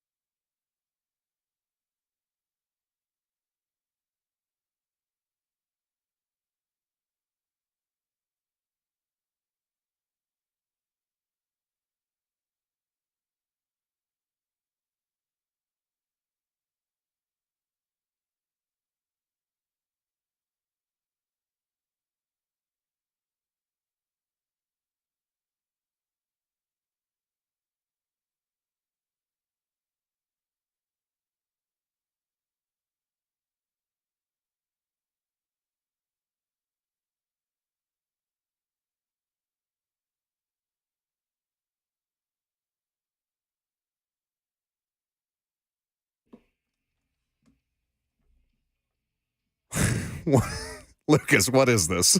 This is Metallica's cover of Whiskey in the Jar, an Irish song released in the 60s that has since been covered by Thin Lizzy and Metallica. It is cover day here on the radio show. 615-737-1045. You can tweet Lucas at Lucas Panzica if you would like to suggest your favorite covers for him to play coming back from break. What can we do to cover the Preds losing streak at this point? Because they get dusted by Arizona about a week ago. And you shrug your shoulders and say, okay, 18-game point streak had to come to an end at some point. Arizona's had their number all year long. Weird result, road game, move on. Then they go to Colorado, and they don't lose by the same score, but they lose in a similar fashion where they take an early lead. And I know that McDonough had a 5-minute major that contributed to how quickly that score turned from, I believe it was a 4-3 lead at the time, to what ended up being a 7-3 result. 7-4. 7-4 result. And you look around and said, okay, Colorado, a good team. Not ideal. Preds have time. The April 15th is the last regular season game, so better them, work out some kinks now after being so hot over the course of that 18-game point streak. And then they lose 3-0 to the Bruins last night. Did you watch the game? I did. I don't know that there's one thing that I can pinpoint. I do. There is one thing. It's very easy to pinpoint from last night. It's okay. The power play. Well, and the power play, that's where I was going with it, because the power play discussion with the Preds, I feel like, has been had since I moved down here. I don't want to do that, though. I don't want to do that just because the power play sucked for a while at the end of the Laviolette era and for a period during John Hines. That I feel like we do that. We fall back on that. Power play's been I fall back on that because that's how I know how to talk about hockey, Lucas, so make me smarter here. Yeah. Look, this power play has been inconsistent. It's been bottom half of the league this year under Andrew Brunette, for sure. But last night, it directly led to the loss. The power play in the third period, because it's scoreless in the third period. And, oh, my goodness, the Preds can't even get into the O-zone. They're slow. They're not reactionary. And the Bruins' first goal comes on a shorthanded breakaway. And from there, they score another, then an empty netter, and suddenly it's 3-0 after what was a pretty tight deadlock, scoreless through the first two periods. The power play has not been great this season, but I just don't want to do the lazy thing of, Preds power play always sucks. That's why I asked you. It's ebbed and flowed. Last night, it was really bad. And it's interesting because the Preds play such a fast-paced, frenetic, energetic style of hockey under Andrew Brunette. And then when they get to the man advantage, it's like they take a couple beats in terms of their speed, and it gets much slower and much more. They try to be more. I don't know. The pace gets totally knocked out of rhythm. That was certainly the case last night. They were 0 for 4 last night on the power play, and it directly led to a loss. And now, I guess if you're trying to spin it in any way, because before you're on an 18-game point streak, and it's, are they peaking too early? Okay, well, here's hopefully your pre-postseason slump before you get right again, mid-April, late April, into the first round of the postseason. Well, and that's my thing. I'm just looking for what can we identify here that could potentially pop up once they make the postseason, because right now they're on track to. They have a game against St. Louis coming up on Thursday that you would like to see them win in conference play. But what can we identify about this particular team after having such great success and doing it in a variety of different ways, right? They had a shutout streak going for a little while there in the middle of that 18-game point streak. They were continuing to score at a rate that was allowing them to maybe get behind in ways that they haven't had to very often and then overcome that adversity the way that they did a couple of times throughout the course of that stretch. And now we're starting to get into a slumping period where, okay, we've identified that special teams are an issue, that the power play specifically has been something that has lagged in these last 3 games. And is it something that can make an appearance once they figure out who their first-round opponent is going to be? That I think, is the best way to – I'm trying to figure out how to do analysis of a team. It's like the NBA. It would be a nightmare to cover a basketball team through a regular season because half the time they just don't care, right? And you're trying to make all these kind of assessments about what the NBA team is throughout the course of an 82 regular game season, understanding that half of the time they just don't care what's happening out there, and that the teams that'll make the postseason can be the wild card like Jimmy Butler and the Heat, and then end up in the finals anyway because they turn it on at the right time. Obviously, hockey's different that way because there is a level of investment night in and night out, and I think it's fair to attribute some of this stuff to fatigue. Of course, they were going to wear down after a period of time. Well, yesterday was not a poor performance. Like, that may sound crazy. It was a 3-0 loss, but it wasn't like the Preds showed up to Bridgestone and laid an egg yesterday. I didn't feel like watching that game that they were all right. They're dead. Like, they don't have it tonight. It was a good game, a competitive game against one of the best teams in the league, and then a really poor power play in the third leads to a shorthanded goal, and from there it snowballed a little bit at tail end of the third period, and they lose 3-0, and it looks bad. Tomorrow night feels pretty consequential. You're at home against St. Louis before hitting the road to the Northeast, where you go to the Islanders and to the Devils in a Saturday-Sunday back-to-back.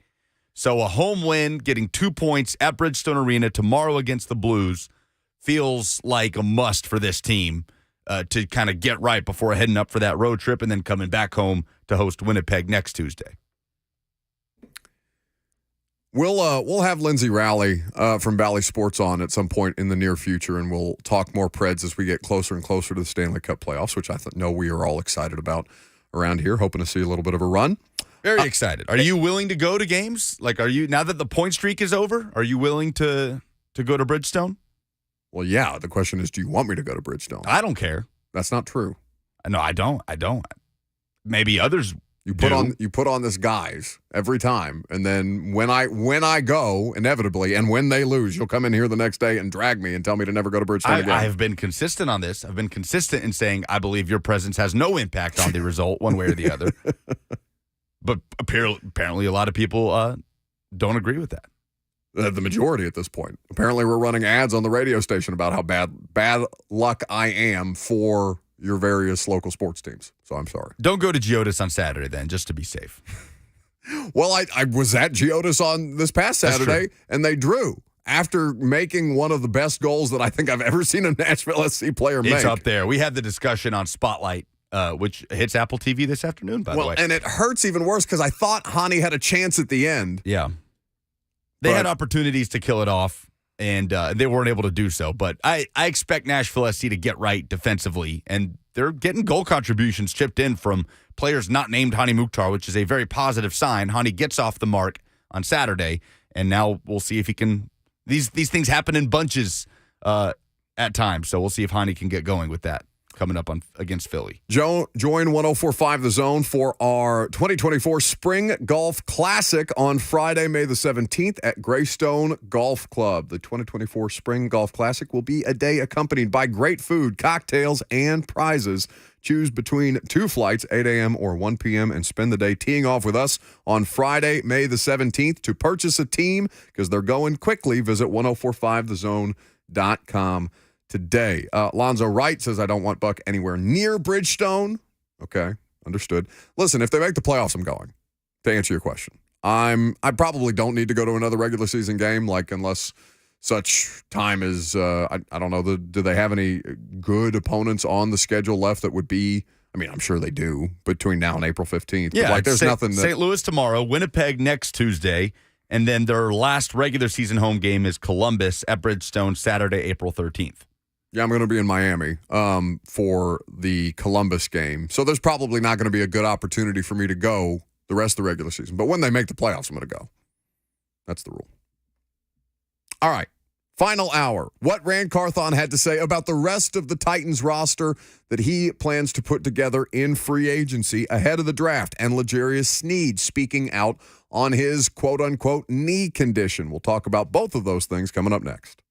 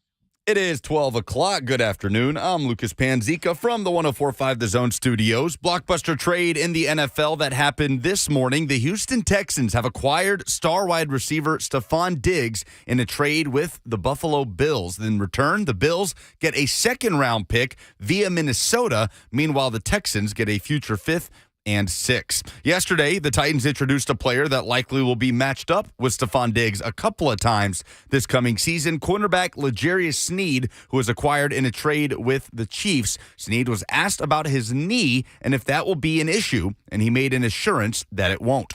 Oh man, ain't nothing wrong with my knee. I'm fine. I played the whole season, and the years before that I played as well. I had a couple of problems. I had banged up knee before. But I'm good right now. Nothing is really wrong with my knee. For all your foundation repair and waterproofing needs, visit USSTN.com. Breaking news at once on your home for the Titans and Vols. This is 104.5 The Zone.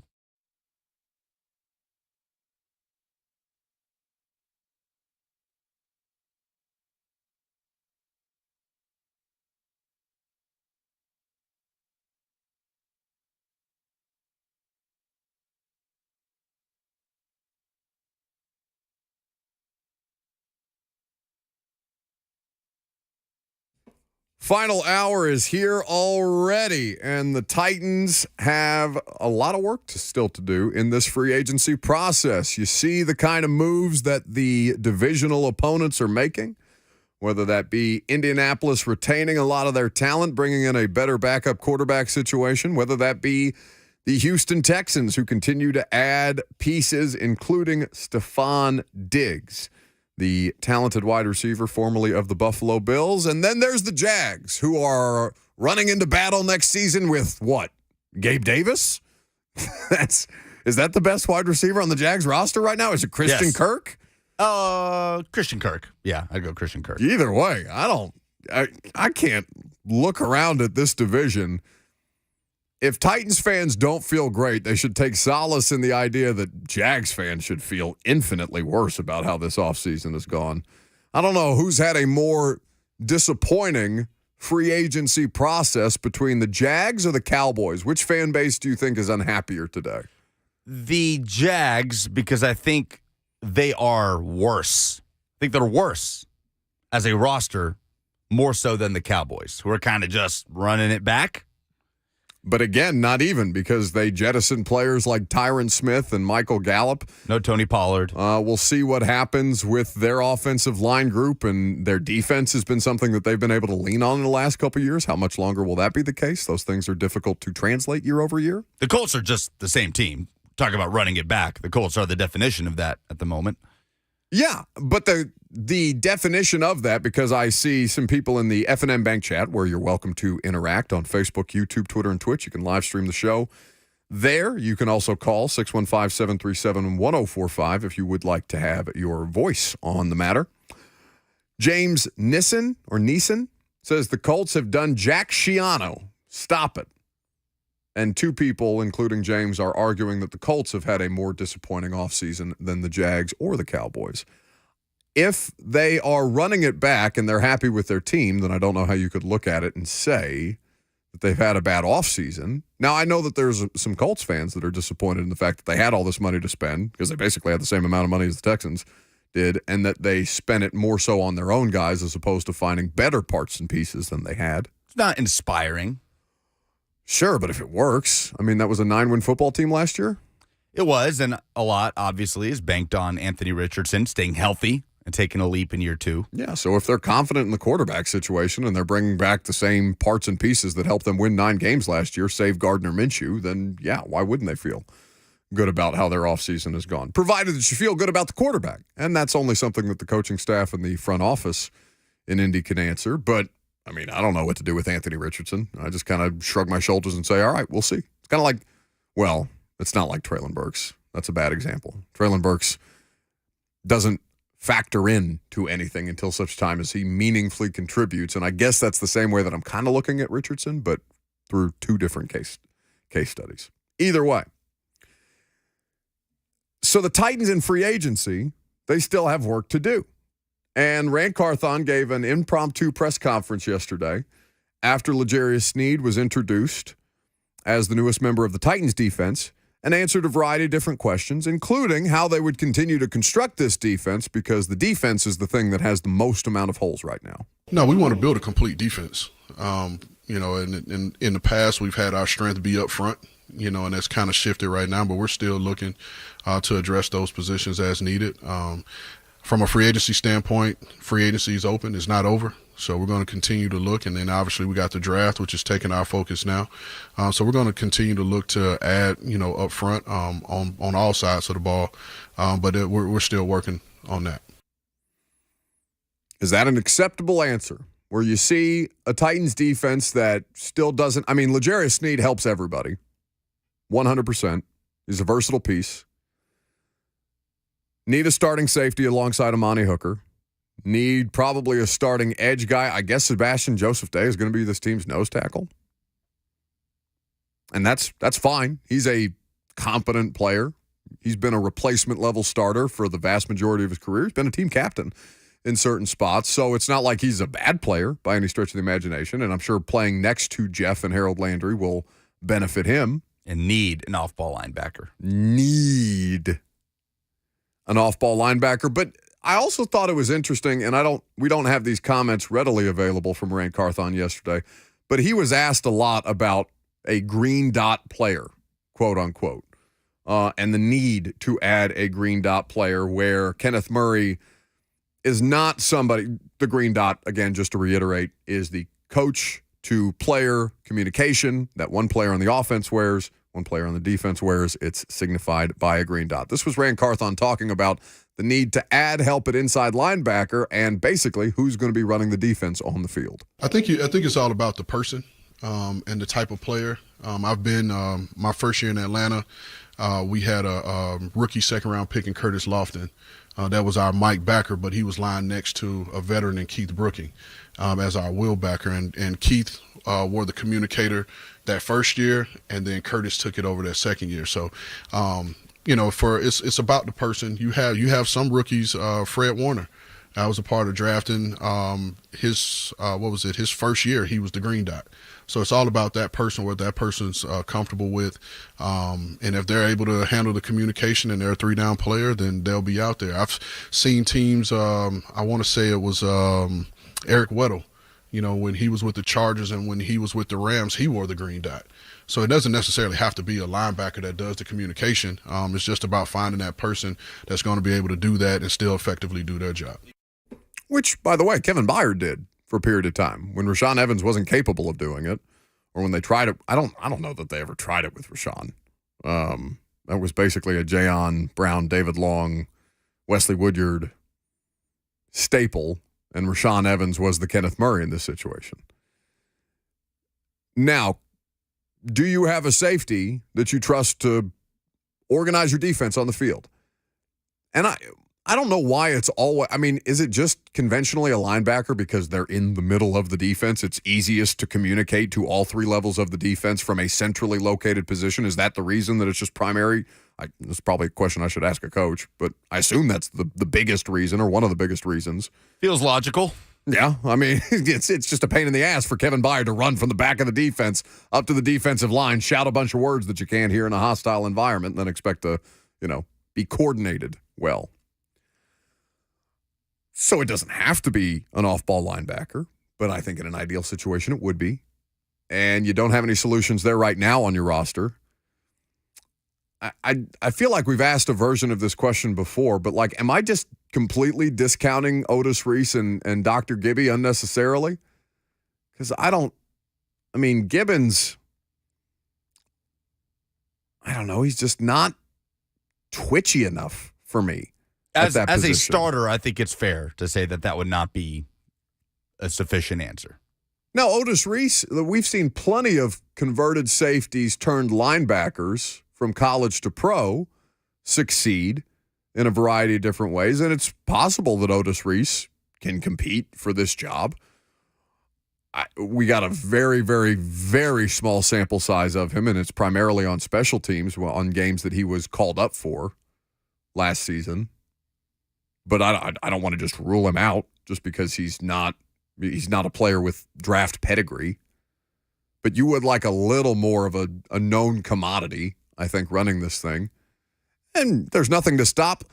I guess, like, and I can't remember if I made this point on the radio show earlier this week or on the primetime show, but saying that or being concerned about a rookie wearing your green dot, coach to player communicator out of the gate is basically the same level of concern that you would have with a rookie quarterback running an offense for the first time. Like, I don't think it's that big a deal to get bent out of shape about. They have to get the experience some way. It may be less than ideal for a period of time, but those things typically get ironed out over the course of a rookie season. So, I mean, I'm fine with them adding a draft pick and letting a rookie run it if it's a rookie that can be trusted with the job. Kyle in Nashville wants to weigh in. Hey, Kyle. Hey, guys. How you doing? Good. Good. Hey, so question is, I've asked this before on RK-Dub, but I have a hard time believing that, for example, the Texans, and the example was given by them as well. They said that the Texans have the best chance in the offseason and in the future season or upcoming season, I guess, to succeed. But why do the Titans not have a legitimate shot of making a run for it? I think that they've done a whole lot of something out of nothing, and I've been a Titans fan since I was born, and I'm not trying to show you guys his age, but I was born in '98, same year that the Titans came to Tennessee. So this is the most moves that I've seen out of them, but they've also signed some big names. Why do they not have a shot? And what else holds them, other than the offensive line, from actually making a run at the Super Bowl? Thanks for taking my call. So, Kyle, if I'm understanding your question, he hung up, but if I'm understanding his question correctly, why do the Texans have the best percentage chance? Basically, to boil it down, his question is, why are we talking about the Texans as contenders and the Titans not? Because the Texans are a better football team.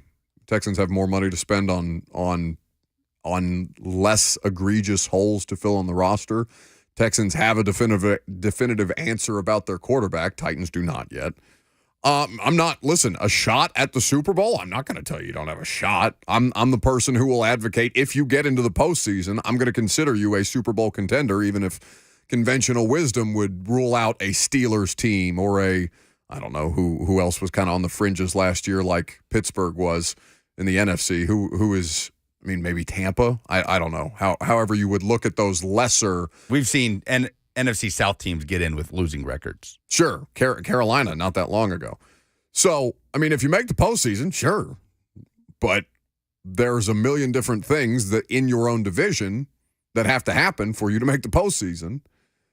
And for me to not look at the Texans as the obvious favorites, I think that's completely explainable. It's that the Titans still have holes in a lot of spots, especially depth-wise. What's the Texans' biggest roster hole right now? Like, what are they talking about in Houston saying, all right, now if we could just address this and it hit in the draft in 2024, we're good. Maybe a right tackle? No, don't they have that kid from Texas A&M? I'm sure they could use some depth in certain spots. Yeah, it's mostly a depth discussion. But they're very deep up front defensively. Now, listen, you can be optimistic about you're completely justified to be optimistic about the Titans. I'm looking at them and saying, oh, they think they're way friskier than I think they should be in 2024. The Texans are just ahead of you in their roster. Texans are playing a different game. It's just about the cycle of these things. So you're in a different part of your franchise's cycle as the Texans are. The Texans just happen to be a few steps ahead. Now, can they capitalize on that? I have no idea. They could take a turn. They could do what the Jags did, right? Jags look promising, and then all the Titans did. Like each of the last 2 years, Sure. The team that has had a death grip on the division has completely blown it on Fumbled the the back bag. half of the season. Absolutely. So we're not going to hand the Texans the AFC South. No, but to come in here and act like you don't know exactly why the Texans aren't going to be favored or will be favored in the AFC South, I think is just ignoring, the obvious facts about where the two teams are. Anyway, L'Jarius Sneed says there's nothing wrong with his knees. You'll hear that clip from him coming up next. We can talk about how concerned we are with the Titans' top flight corner, given that he'll have a lot of work to do in this upcoming division in 2024.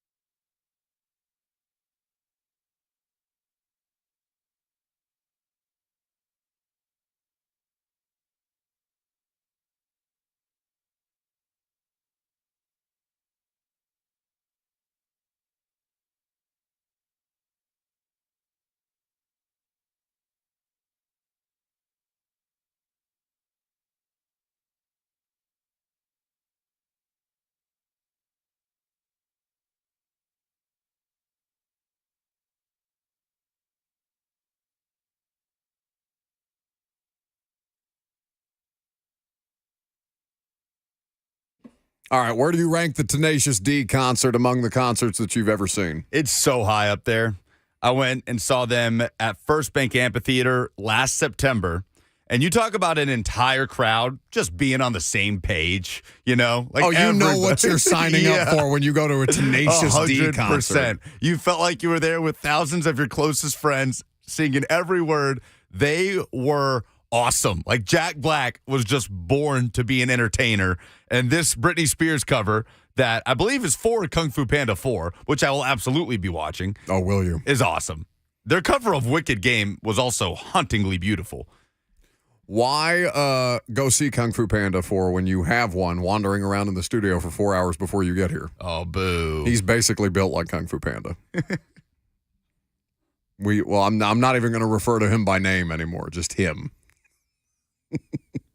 We're not here to talk Kung Fu Panda, though. We're here to talk about your newest cornerback and his knee situation. Now, I made the mistake of being at that press conference yesterday. By the way, you can check out our full interview with L'Jarius Sneed that we did live from the facility yesterday after his press conference on 104.5 The Zone's YouTube page. Make sure you subscribe while you're there.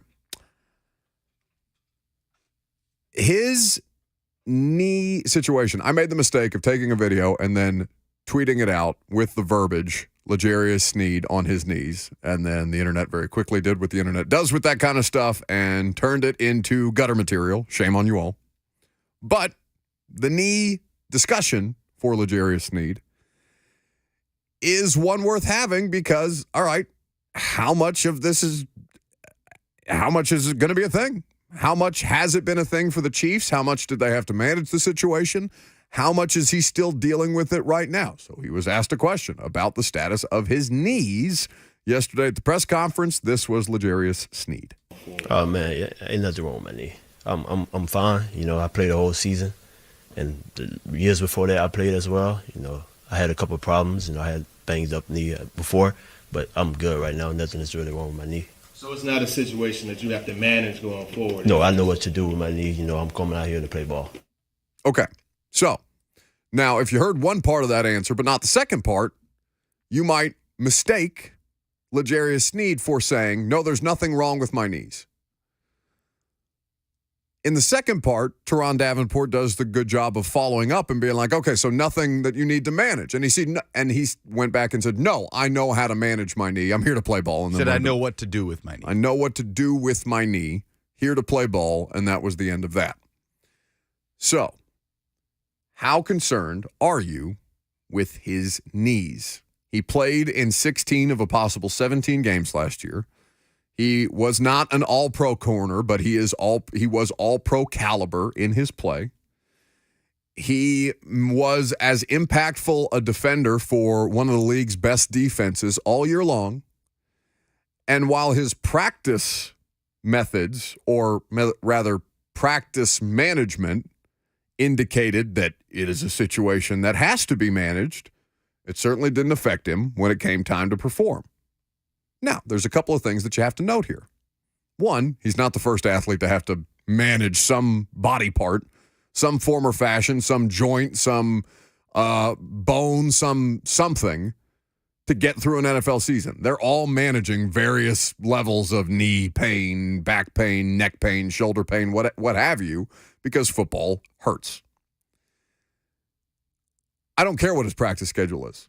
As long as he plays, and as long as he plays at a Pro Bowl caliber level, he doesn't have to be an all-pro this year for this trade to pay dividends. They just need a corner that they can definitively trust. Lucas, you brought up the example of Tyjae Spears' knees, who fielded similar questions after he was drafted and shot it down similarly. Mm-hmm. I'm healthy. Right? And he was. And productive. Did not affect him noticeably throughout the course of the season, though I'm sure there are some adjustments that Tyjae Spears, who lacks an entire ACL in one of his knees, has to make as a part of his training, his rest, his rehab, his recovery. All of those things. Can't tear one if you don't got one. Okay. I'm glad to know that joke is going to last as long as Tyjae Spears is a Titan. It's great for us. It's not a problem until it is a problem. So why has everybody been out of shape about it? Did it become an issue at any point other than for people who are charting practice and taking attendance at practice every day, as beat writers do, and that's fine? What is the hand-wringing about this knee situation if he understands how to manage it and did so effectively last year? Worth noting that he was in a contract year last year, and that whatever you're playing through, whether it's Jeff Simmons and his ankle in 2022, where you know Jeff is just miserable and getting shot up with God knows what kind of horse tranquilizers and getting sent back out there and breaking down in full-on tears. You ever seen a 300-plus pound, 6'5" grown man cry in front of you? It's jarring. You know it has to really, really hurt. And also the frustrations of how that season ended, starting 7-3 and then finishing 7-10. There's a couple of things that compounded that. But Jeff played through it. Jeff got a new contract on the other side, and his team was grateful that he made strides to be available even at points where he could have chosen not to be. Will L'Jarius Sneed keep that same energy now that he's got one of these new contracts? I have no idea. I would hope so. You would hope that they would be competitive enough down the stretch to allow him to be, because at a certain point they shut Jeff down last season. Wasn't worth it to grind him down when the playoffs were clearly out of reach. So I think we put it out there on a scale of 1 to 10 on Twitter as where you can vote on the polls or where you can interact with the polls. What is your level of concern about L'Jarius Sneed? 1 being low and 10 being high. I mean, I don't know, I'm like a 2, maybe. Just to know that he has something that has to be managed, but doesn't seem like it's unmanageable. I'm not bent out of shape about that. He passed a physical. What do I care? I feel like I've been consistent in saying it's not a big concern for me until it impacts his availability or play. Where did this really – because I know he dealt with it last year, but Tony Pauline had kind of a news and notes NFL insider around the NFL Combine that referenced Sneed's knees that I feel like a lot of this came from, where Tony Pauline had kind of an excerpt in his article, said why teams will be concerned about L'Jarius Sneed.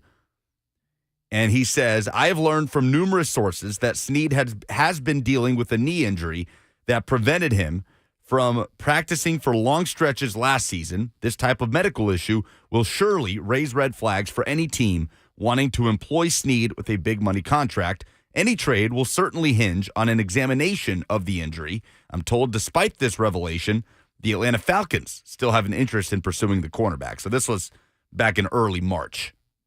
Apparently the Minnesota Vikings were reported as a deal that backed off of a pursuit of L'Jarius Sneed due to health concerns. And yesterday he dismissed it. We played that audio for you. He played 98% of the regular season snaps for the Kansas City Chiefs. He mentioned in that audio that he knows how to deal with his knee moving forward. Chad Brinker is on the record. I think he talked to PK at some point over the owners' meetings or something like that and said that they're confident in Sneed's long-term health after sending information back and forth with Kansas City. Kansas City wasn't going to be able to complete that trade unless he could pass a physical, so they had enough confidence in his medical situation to keep that moving forward. But like I said, if it's not an obvious concern yet, why are a portion of people trying to make it one? For a lack of something to talk about? That's the only reason that I can think of. Because once he's asked and answered the question, it's a done deal for me until such time as it pops up again. I don't have to worry about it until we, for whatever reason, hypothetically, we have to start talking about L'Jarius Sneed's knees. So, what's Coach Mack say? Keep your powder dry. And assume that the Titans did their due diligence on it. No, I don't assume anything. And I know it's a previous administration, and I'm not going to knock Rand Carthon or anybody in the future who is running the Titans organization from a personnel standpoint, but we assumed that they did proper medical evaluations on Caleb Farley. Whatever their proper medical evaluations on Caleb Farley were, probably could not have predicted it going this disastrously. Yeah, but I think we had gotten to a point where John Robinson wasn't afraid of taking players with injury history. In fact, it was something he kind of leaned into almost. Sure. Well, that's because they were picking in the back half of the draft, and they're just trying to find ways to add premium players. And there were plenty of people saying Caleb Farley had the potential to be the best cornerback in that draft. He was trying to land Big Jeff 2.0, right? Guy that kind of falls because of injury, and it pays off for you. This administration, I feel like, is very well aware of those injury issues. Brian Callahan has been talking about the strength staff and all the different things that go into injuries and preventing them. I guess you can't assume anything, but I don't assume anything. I will be very, very, I very assumed that the Jacksonville Jaguars were going to take Aiden Hutchinson first overall instead of the Georgia guy. I'll be very surprised if the Titans did not do their due diligence on this before handing the guy $76 million and giving up draft capital, especially for a player that plays as physical and aggressively as L'Jarius Sneed does. Again, I'm inclined to agree with you, but I do not assume anything because NFL organizations do dumb bleep all the time. So I'm not going to assume anything, other than trust us, bro. That's fine. I'm good with that until such time as it pops up. All right. Let's hear from L'Jarius Sneed. Speaking of aggressive style of play, the value of being aggressive and where that is born from for L'Jarius Sneed. He spoke about it yesterday. I actually don't know where it came from. I've always been an aggressive guy. But the last 2 years, I made up in my mind that I'm going to put hands on guys. I seen it that it worked, So I'm going to put my hands on guys, mess timing up, and, they can't do nothing with it. They can't do nothing within 5 yards of me, put my hands on and slow the time. Quarterback looking away. So, it's all mental. So, when you watch him on tape, he clearly enjoys just getting into the chest of the receiver before, such time as he has to back off a little bit. And it's the best way to take a quarterback out of rhythm, because if you disrupt the route patterns, then by nature of the way that any offense works, you're going to disrupt the quarterback, even if you're not getting to the quarterback. Would you say that playing press is as important as having a pass rush? In that sense, if you can throw a quarterback out of rhythm, arguably easier than physically getting to the quarterback than to disrupt the wide receiver at the line of scrimmage, to play press that way, the way the Titans fans have been screaming for the past 3 seasons. Why the hell are we lined up 5 yards off the line of scrimmage with the receiver on 3rd and 3? I tend to think that, I'm not going to say it's as important as a sack or something like that, but it may be an equally efficient way to disrupt the quarterback if you're looking for all the different ways that you can at this point. Anything that disrupts timing.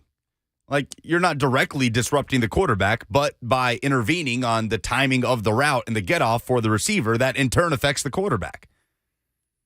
Yeah, absolutely. I think Titans fans are sick of that. That is one of the more underrated complaints from Titans fans over the last few years. Like, we could talk about injuries, offensive play calling has been near the top of that list, but the way Titans defensive backs have lined up against receivers over the last 5 years has been a huge point for fans.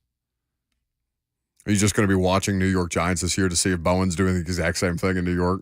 Just out of curiosity. I'm probably going to throw on a few Giants games just to see what's going on over there. Now, obviously, their personnel will be different, but I don't know if I can name a Giants defensive back with Adoree Jackson out of the picture. Oh. Is Jabril Peppers still a Giant? No, he's a Patriot, isn't he? When he drafted in the first round by the Giants, and then the Patriots, the Giants very quickly punted on him. I think there was a trade situation. I'm pretty sure he's still in New England. Anyway, Jabril Peppers, what a random name for you to pull. He was so good at Michigan. He's a great college football player.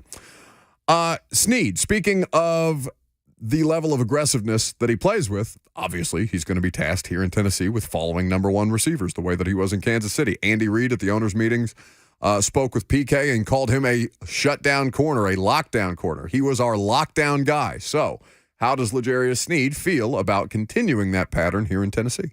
Oh, man, if I can eliminate one guy, their best player on the field, it help everybody else around us, just like the guys on the D-line. He gets to the quarterback, he help us out on the back end. And that's how I feel like on Mills with the corner spot. What is it that allows you to do that so effectively? Right, it's all just a mindset, really. You have it in your mind, you can do anything you put your mind to. Do you expect to be doing that here on a regular basis? Hopefully. Whatever he put me at, I'm going to tell him put me wherever he want to put me, and I'm going to give it my best.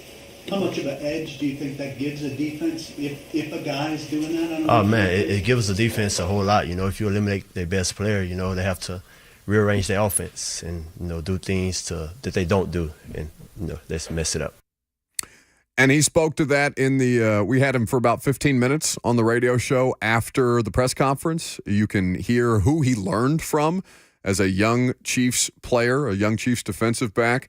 The answers there are pretty interesting, and how Steve Spagnuolo just kind of tossed him into the fire at a variety of different positions and how much more versatile that's made him as a player. You can watch that full interview on the Zone's YouTube channel. All you have to do is subscribe, and it's right there for you. Those training camp battles between Sneed and Ridley will be fun. Did they get asked? I don't remember seeing this come out of owners' meetings the way that it typically does. Did they get asked about joint training camp practices with people? Yeah, Brian Callahan, I'll have to track it down. I know it was part of Jim's news and notes from owners' meetings that seems like something they're interested in, that they're looking to do. But they didn't say this year. Typically, you can just ask, hey, do you have any joint training camp practices planned with anybody? No, there's nothing planned or set in stone, but I think it's something they're trying to do. Last call for phone calls. If you got them, 615-737-1045, the number. We'll update the polls. We'll get you over to Blaine and Mickey coming up next.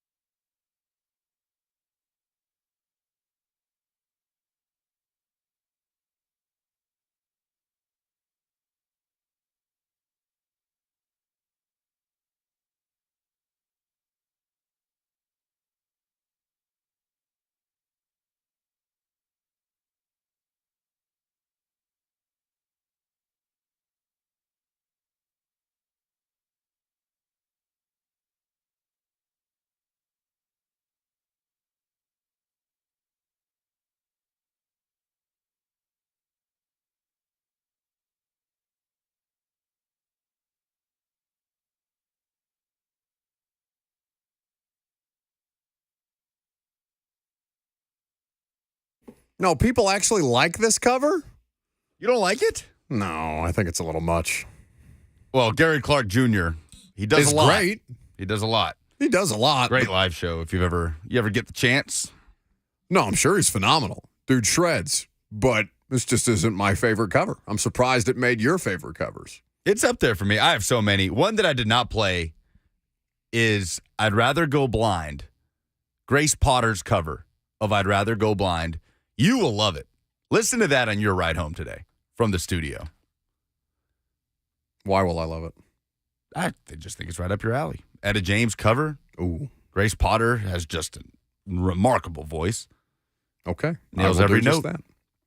Now, we gave away some tickets to Nashville SC's upcoming game against the Philadelphia Union. Congratulations to, I can't remember who won it. Brandon going to his first NSC game, which is awesome. Yes. But there is a lot of discussion going on about the soccer team right now, including tonight, yes?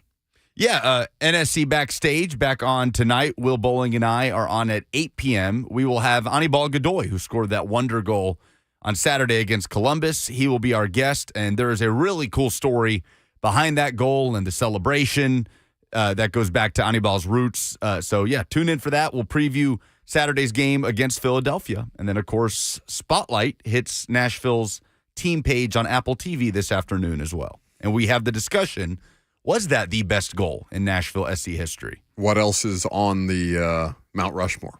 Take your pick. Not to spoil your discourse for later, but take your pick of Hani Mukhtar free kick goals, especially the one that marked the fastest hat trick in MLS history. We were at that game. Remember that? 2021? Sure it was my birthday. It was at Nissan Stadium. So you can take your pick of any of those. Dax McCarty had a rocket against New England last year, a volley at the edge of the box. Randall Leal has had a couple stunners. So, yeah, we get into it a little bit. Fun conversation. Anibal's, I mean, if you're saying Anibal Godoy and that bicycle kick from Saturday is at the top of the list, it's completely fair. I mean, just incredible from a guy that doesn't always get on the score sheet, but when he does, it seems to be in dramatic or spectacular fashion. Elsewhere, keeping an eye on what the Nashville Predators will do tomorrow, try and get off the schneid a little bit, and Titans free agency stuff simmering down a little bit, but I'd keep an eye on the safety market. I think that's the position that they're most likely to add pre-draft. I don't think that precludes them from taking another one in the draft. I think there's a variety of different players that they'll look at. A lot of fun defensive backs in this upcoming draft class. I'm legit excited for draft season, and I almost never get into it with quite the same vigor that a lot of the fans do, I feel like. But this is as important a draft as they've had since I've been here. Haven't had a top 10 pick since 16? Corey Davis, was that 16? 16, no, that's 17. 17. 17 is when they had Corey and Adoree. And just the potential chaos at the top of the draft with the quarterbacks and what New England does at 3 and what kind of domino that could be. I cannot wait for that. And the Titans being actually a part of it, because we see this chaos with the quarterback draft, but the Titans have been away from it in recent years. The Titans could be affected by it this year. Yeah, the only thing that you need to not do is take in consecutive first rounds like they did in 2020 and 2021. Arguably the two worst first-round picks that this franchise has made, and you'll already have improved upon the last guy. All you have to do is not do the worst possible thing. And I say this tongue-in-cheek because I understand that the situations are totally different. But is Caleb Farley a worse draft pick than Isaiah Wilson was? At least they got Isaiah Wilson's contract off the books. I can't believe Miami gave up a 7th-round draft pick for the guy. No, Wilson was worse. But they're still paying Farley. Wilson was worse. Farley has actually played snaps. The fact that he has played formation. Yes, that he has played in a game makes him a better pick than Isaiah Wilson. Chosen asks, are you and I, Lucas and I, going to the draft party at Nissan Stadium? No. Are you? I'm working. I'm going to be at the facility. I don't know what I'll be doing on draft night. Okay. Is there a draft party at Nissan Stadium? I'm unaware. No, I said, well, you're not going to be working, but I'm going to be at the facility. talking to the pick after they make them, and then doing press conferences. So that'll be fun. But you should listen to all 3 nights. It sounds like Titans Radio is doing 3 nights of draft coverage, extended Titans Radio draft coverage this year. They don't mess around. They don't mess around at all. So you can enjoy that, and I'll probably be listening along from the facility. And I hope if you're going to Nissan Stadium that you have a great time. Polls, please. All right, Dan. I reckon I'll talk about a poll update. This is Carl Childers. There's a young feller. I think he's got the final numbers. Here's the producer of the Buck Rising show. A feller named Lucas Panzeker. Got any mustard and biscuits? Presented by Two Rivers Ford, the South's most trusted Ford dealer. What's the dumbest thing in sports this week? John says, objectively, the Vols firing Kelly Harper and keeping Rick Barnes, but using the same measuring stick. Keeping Barnes, who hasn't won the conference and only made the Elite Eight once, while Harper was given less time in a harder conference. I will turn that around, John, and he just won the conference. That comment is the dumbest thing in sports. He has won the conference multiple times at Tennessee, including this season, and Tennessee has been at or near the top 4 or 5 in men's college basketball routinely over the last 5 years. With the Lady Vols, it has not been the case, and the Lady Vols have higher standards than the men's side. The Lady Vols should expect national championships. The men's side, I think, should expect conference contention, NCAA tournament appearances, and at this point, Sweet 16s, bare minimum. So, no, I would turn that right around on you, John. I know you are, but what am I? He said objectively. Dylan says Eric Musselman leaving Arkansas to go to USC. I have not seen any news that Eric Musselman is leaving Arkansas. He is interviewing at USC today. I did see that. That would be a big coaching turnover move in the SEC. What is your favorite Titans ad so far this offseason? 42% say Sneed, 30% say Lloyd Cushenberry, 27% say Calvin Ridley, only 1% say Tony Pollard. I've got an article from Rivals 3 hours ago that said Eric Musselman has emerged as USC's top candidate. Okay. But not that he is officially leaving Arkansas. So maybe a little premature there, but something to keep an eye on because he's a quality coach in the SEC. Oh, yeah. Who would you say if you had to put your Titans fan hat on? Who would be your favorite ad this offseason? Okay, let me grab my Titans. Titans. Put your two-tone blue on. I don't think I have actively not worn blue for 7 years because of this. Because I think mine is Cushenberry. Oh no, mine's for sure Cushenberry. That I think is the thing that makes all of this immediately better. From a run game, passing game, quarterback development standpoint, Lloyd Cushenberry is the thing that lifts the most amount of players up, even though Ridley is a huge get. What is your favorite cover of a song of all time? Oh, Puka laid out a couple that are fantastic. Johnny Cash, Hurt, obviously. Jimi Hendrix, All Along the Watch Tower is up there as well. Clay says Lenny Kravitz doing American Woman. And a bunch of others are songs that we got to play throughout the course of the day. That was fun. Do you have a favorite? On Gary Clark. You have an all-time favorite? An all-time favorite cover?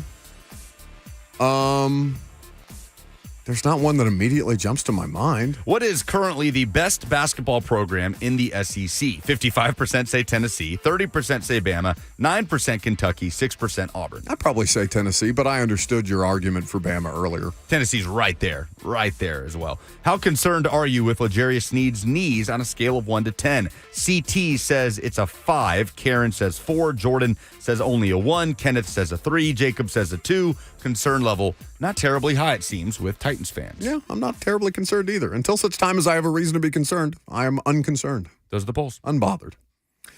That's the show. Blaine and Mickey going to keep you entertained. Keep an eye out for the install. If you want offensive linemen, we'll be talking about the interior prospects in this year's draft class. So you can check that out on the Zone's YouTube page later tonight. Have a great rest of your evening. Prime time at 8 p.m.